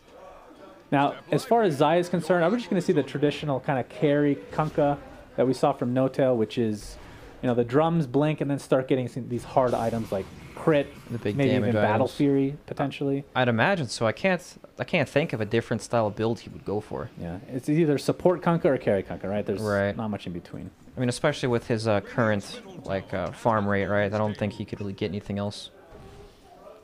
Now Dubu's scouting things out. Oh, they're going to find him. PPD with the Demonic Purge into the Soul Catcher. And Dubu is going to be a very, very easy kill. The question is, who gets it? It will be PPD, in fact. As if that... You know, PPD always has the best banter, I feel like, in these games. He does. He tries real hard. He's had a lot of practice in pubs, so can't be too surprised. QO has 4,000 gold. Expect that Sacred Relic to come out shortly. Is there any way he changes this build-up? I don't know. I just can't imagine it being that impactful with a different item. Like, what would it be? Nullifier. CCNC gets charged up. There's another strike. He's going to wait for the actual Sunstrike to connect. And here it comes. Another strike is going to be enough. Doesn't even need it, actually. But it is another track kill and a big, big kill on CCNC. That is a very, very big kill. Invoker's getting quite large now. Aghanim Scepter complete with the Hand of Midas. Timing not too bad, 18 minutes. That's the, I would say, normal timing with the Invoker that gets ran in a little bit. Bot lane, Kyo was thinking about chasing Zai, who's still getting charged from the sidelines. Zai, of course, not aware of that until now. Sunstrike will not connect because of the bash, but it won't matter. The last right click is there for Forev. Kyo repels up, and Pycat actually uses Eclipse. I don't think he's going to find anything, at least not with that. Forev attempting to TP out. Will he be able to get out in time? Actually doesn't even bother trying. He had nothing to charge. All the creeps were, I guess he could have charged top. Maybe he didn't see the creeps in time or something. Oh, we missed a kill. That's fine. Kitcrack dies to MP. So MP has come back with a vengeance this game. He has, but he's still nowhere near this Luna in terms of farm. But, you know, until Luna gets BKB, these spells do a whole lot. Yeah. So actually going Scotty. What do you think about that? Okay, Scotty. Well, it's going to be good against the Omni, right? Even if he repels himself after the Purge or something, you can just stick on him forever. Also makes him tanky. When you look at Immortals' lineup, it's not the highest damaging lineup. So, could be good. And with the changes to Diffusal Blade and just the mechanics in general with Dispel, not that many Dispels in the game right now. Of course, you have Demonic Purge, and if PPD ends up getting farm at some point this game with those illusions, you have to expect Aghanim Scepter will be the first choice, because it is just way too good this game. Yep, it looks very good if he can manage to get it, but at the current farm rate he has, it's not looking... not looking great. Double Silence, nicely done from Optic. See if they can initiate here. Omni Knight's in a lot of trouble. Disruption? Was that a disruption? The shark comes into the repel. Will keep him alive for now. Spirit Siphon just out of range, but he'll fall on the outside skirts there as PPD has to disrupt himself. Will likely die as he is tracked up as well. So that is a 1-for-1 right now. They'll find the Bounty Hunter on the sidelines. And the chase continues as CCNC wants to take out this pesky Bane. Does have Nightmare, but not able to get anything off in time. 3-for-1, and all it cost them was their position 5 Shadow Demon. A very convincing fight from Optic, and that was even without the Eclipse. I guess Kyo didn't manage to get off the ultimate in that fight at all. But honestly, it doesn't even feel like it does that much. Right? Whoever they're focusing is going to get purged anyways. I don't know. Yeah, that's definitely true. I mean, CCNC got an amazing silence to start that fight. And yep, very Omni nice. Knight basically dead by the time he could cast anything. As this tier 2 tower will fall, and Pycat now has close to a 5k net worth lead over the number 2 person in the game. This is a massive Luna. Yep, gigantic. We were talking about the offlane Kunkka a bit and the role it would have in the team. You know, he actually doesn't need to build damage, right? Like, you have your 2 frontliners and the Death Prophet and the Luna. All he really has to do is sit back so he can get his boat off to protect his allies and then deal damage afterwards.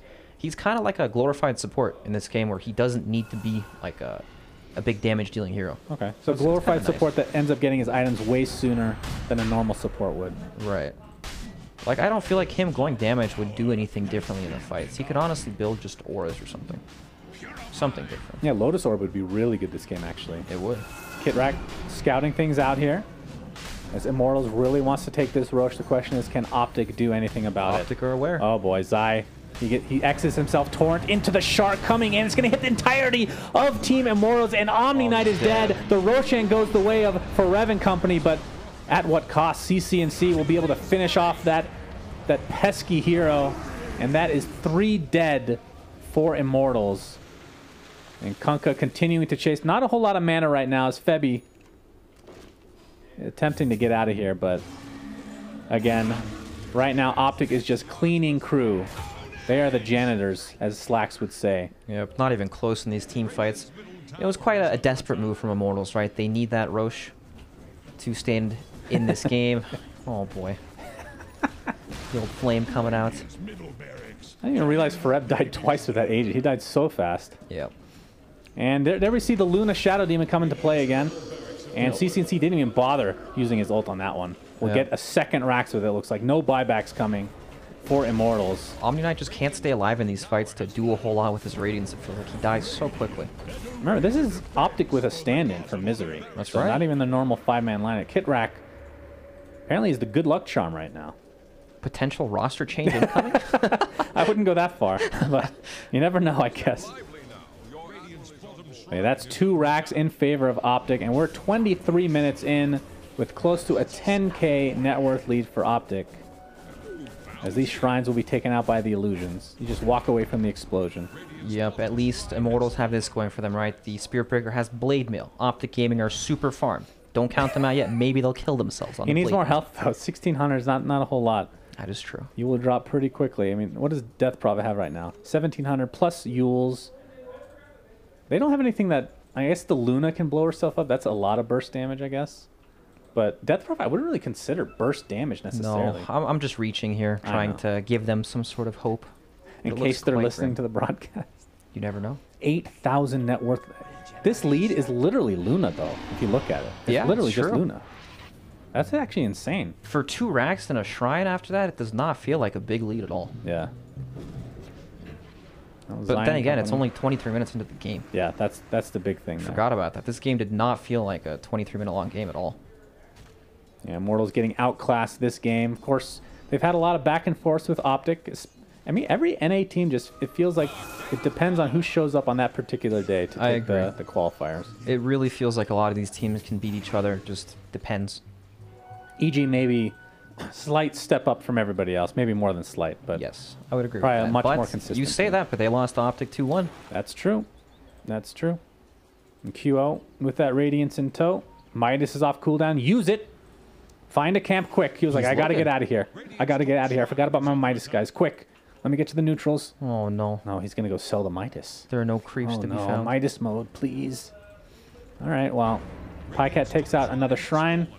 QO pops the drums. to get that extra move speed while standing still. It's about raising your morale, right? Whenever you're bored, sit down, start beating the drums. I guess so. Manta's already popped, so they can't really take off this track, but Pycat doesn't really care. He is virtually unkillable. Has Eagle Song now, close to finishing a Butterfly. Yep, so tanky. Pretty disgusting overall. Omni Knight. Honestly, they can just walk up the hill with the illusions hitting the base, and they probably can't walk up. Zai jumps in, not sure what he's doing here. Forev gets a charge up, but gets insta-give the Blade Mail like you talked about, only dealing a little bit of damage to Kitrak. And just like that, it's a 5v4 for Optic, as this Exorcism has been activated, and the tier 3 tower is dead. As Pycat apparently just getting a kill thanks to the Glaze. Oh no. And it looks like this will be Mega Creeps at the very least, if not GG. Tornado. Or sorry, the Meteor comes out for MP and company. The Shark comes in as well, hits a couple of heroes. Looks like MP will die though. And GG's are called. Optic take this series 2-0 in very easy fashion, I want to say. The score is 19-19, but that does not tell the story of this game. It didn't even feel close when it came to team fights. Yeah, so this game just out of control in favor of Optic. They win 2-0. They've done really well today. They're 4-1 overall. They took out EG in the previous series 2-1, and as we saw here, in very quick fashion, take out Optic. So congratulations to them so far in this tournament. And I'm not sure if our analysts are ready for me yet, but we will go to the so-called analysts right now, number 1, 2, and 3.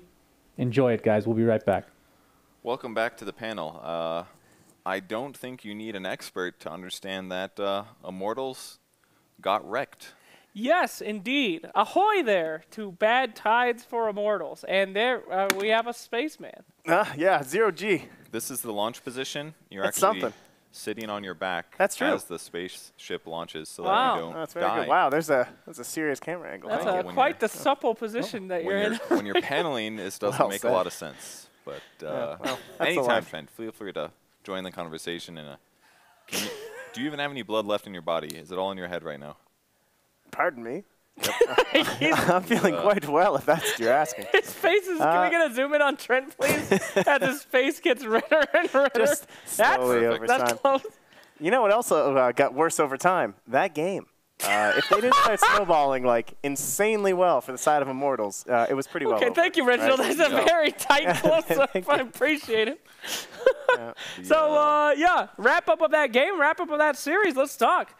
And let's make it as long as possible until Trent literally dies. Okay, basically Optic seemed to do pretty much whatever they wanted to. Pycat went the interesting 2-4-1 skill build on Luna. And then he had like the most insane farm I've ever seen from a Luna at 11 minutes. He had like Mask of Madness, Yasha. It was like Mask of Madness, Dragonlance, Treads, Aquila. It was so many items. I mean, it hurts. It hurts that they did that. They played so well when Immortals put in such an amount of money to make sure that didn't happen. I mean, that's painful, but hilarious for us. We loved it.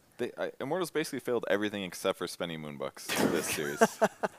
They did a great job on that. They failed their challenges in simple ways. Failed to read the challenges. If they played another set today, I guarantee they would have gotten the Cluck Cluck challenge because they were closer this time. They were only 30 seconds off. 30 seconds earlier, they were almost there. Yeah. That's the benefit. They were slowly honing in on it there. Yeah. They almost had it figured out one sentence at a time. They were close to accomplishing that, unlike their games. It was. I have no idea. What was that noise? Sorry. That was like problem. a mic feedback or some loop or something. So Anyways, let's take a look at those team banks, hey, Bert? yes, this is the overall banks that are remaining. The games played is how many matches games you played and matches played is obviously the matches. Doesn't show your win-loss, but we do know that Optic has 2 wins. I believe Navi's 1-1, Immortals has lost, EG is 0-1, OG is 1-0, and Mitterfeed is 0-1. Despite being the best team on this category, they rich. They rich. Immortals, poor. Can we go back to that again? I want to see who the Immortals are. Immortals are They last place in literally last place in all categories. Would you stop, Bert, please? Come on. They did complete the challenge of flaming people, though. They did complete. They're the best flamers. Like a normal pub, you know? Yeah. The best flamer may not be the person most ahead. But anyway, this is just their start. They're trying to develop their meta, and when they start learning how to do all these ways to get back the money, they're going to have an advantage. You know, one really good thing is that if they continue on their current trajectory, despite only having 4,000 Moonbucks, that's enough to draft for the next 4 games that they lose. Perfect. Purge, take it easy on me. They don't even need to do challenges. They're fine. They can spend about 1,100 Moonbucks per draft. I'll say it here. I think Immortals are going to win the whole entirety thing? of The whole Midas tournament. mode. Yeah. I'm going to say it right now. And many of us venture capitalists, we start small in the dirt and we rise up. When on this even playing field, you have to go low before you go high. All right. I mean, I definitely sold my stock already. I'm gonna buy it back maybe if that happens, but Yes. I'm out. I'm in. sold I it. think Immortals is winning. So you're gonna sell How are your we doing optic down there, stock Trent? and- Are you? Oh, I mean, just great. Can't you tell by this fabulous audio quality? Yes. I bet it could be better, though. I bet I could have some better audio quality somehow. Do you know what kind of audio quality they use in space? Yes, I know that you're trying to do the ant-lion transition, but we do still have many things to cover, Trent. I'm sorry, but I have to just say it. We have to announce the winners in the chat. We have. Did I almost get out of this position? Was I close? get up. You may the hell rotate up, if you you're idiot. interested. Nah, I'm committed. All right. Let's get this done with, Purge. We have to talk about the Moon Buck winners in chat today before we leave. Yeah, hopefully we can get Reginald to truly RNG pick 2 winners so that we don't have to do it with Trent's janky style. I don't even want to know how bad his random selection would be today, sitting in that position for 10 minutes leading up to it. I mean, it can't get any worse, honestly. You could not pick 2 or I don't know. It could be bad. Trent, I'm actually super surprised that you're doing so well. It's almost like you're used to being in this, upside down, I'm a compromising position. I wonder how long they. I wonder how long they sit there before the shuttle takes off. At that I position. actually found that out Yeah, in my interview with the astronaut. Oh, we'll find out which later. you will find out later. Oh. From the astronaut's mouth. Well, that's why you should keep watching the tournament to watch that trivia question be Yes. answered. Reginald? Oh, are we calling the man? Suffice it to say, in case you guys don't know how the bot works, let me go through that very quickly. Every single hour that you watch the program, I believe every 15 minutes you're awarded a moonbuck. You can bet those moonbucks. We'll have winners at the end of every day. That works by we're going to select the top 5, and then we're randomly going to choose 2. Your prize will be a variety of different things, from moonduck swag to actual things that have value.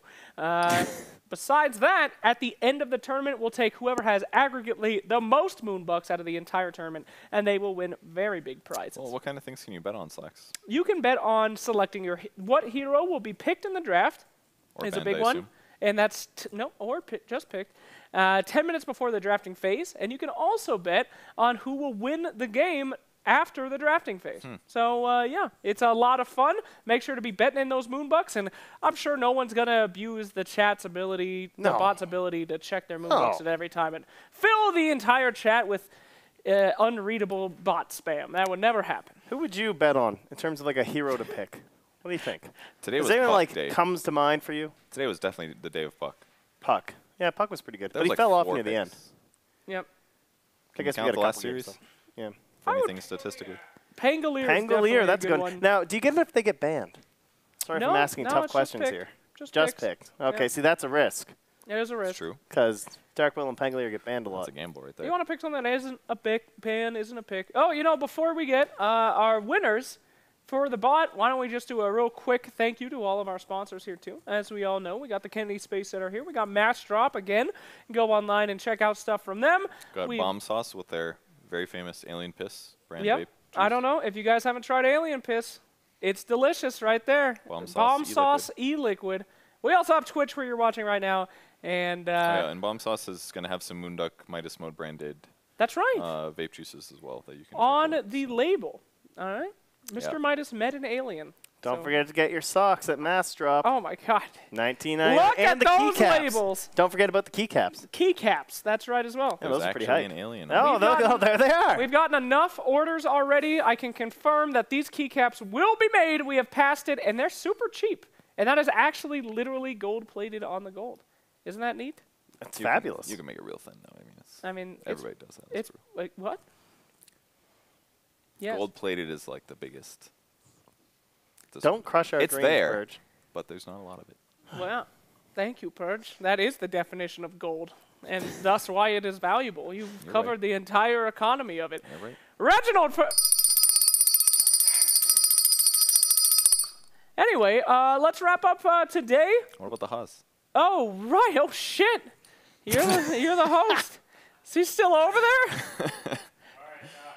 He's been waiting longer than Trent, I'm pretty sure. Yeah. Reginald, get out of the shot! We're waiting for Nahaz. Oh God, move, Trent, move. Nahaz, we're back in. Welcome to the show. What's up, bro? Jesus, take it easy, Nahaz. I know you're excited. There's a lot of cool things that happened today, but what was your feelings for the day? Did you see any cool trends? I think it was about how I expected. I expected the NA teams to be a bit more aggressive in spending their money. I still want to double check that we actually set Immortals the rules. 3,000 bucks spent in 2 drafts is not something that I necessarily expected. We did get to see Bristle back today. That's the first time in almost 500 games this patch that we've seen a hero in a Pro to 2 match. Jesus. Wow. I want to say that the earliest Rapier that we've seen before today in a pro match was just under 34 minutes. So obviously with Optic getting that all-in challenge, they got that. 6 out of the 10 challenges were completed today. Oddly to me, we're 0 for on the draft challenges. Yeah. We didn't have the all one attribute challenge yesterday, and I don't believe we got any of the 3 that were active today. We did get techies, at least. I mean, Hey. technically that's a draft challenge, but you're right. I Pick mean, in the techies. true spirit of a full draft. Yeah, we are might have to bounty-less. readjust how much we value these. Apparently, these teams are very concerned that the drafting challenges will ruin their games. So, Hazi, get to it. Get us. I think part of it though is just how good randoming has been. Like the random RNG has just been freaking god tier. I mean, you know, we saw it. What was it? Nyx Assassin. Wyvern The max price hero, at least at the time, was the first random of the day, and then the 5th random Invoker and Medusa that actually fit into the 2 lineups. I think we might have lost this before the bug, but I'm pretty sure that the Medusa random came right after one of the teams had just banned AM. Oh. Yeah. Unfortunate. Like, all right, Unfortunate. Yeah, the randoms were good. Yeah. I think the draft challenges are just too hard to beat. No, like you said, randoming is good, but it's very hard to fit what you want in these arbitrary, dare I say, categories of like, does your character's feet touch the ground? It just doesn't always line up, and teams would rather do things like Cluck Cluck or maybe buy Rapier at a certain time if they get that. Well, I mean, and those are, and you know what? Honestly, those are probably a little more fun anyway. Like I thought the Cluck Cluck was hilarious. Like let's be honest. I thought, and for who was it? EG attempted that first and got 42 seconds, 3 seconds short. Yeah. I mean, yeah. Well, like whoever came up with that challenge on Reddit. Cheers to you, man. That was.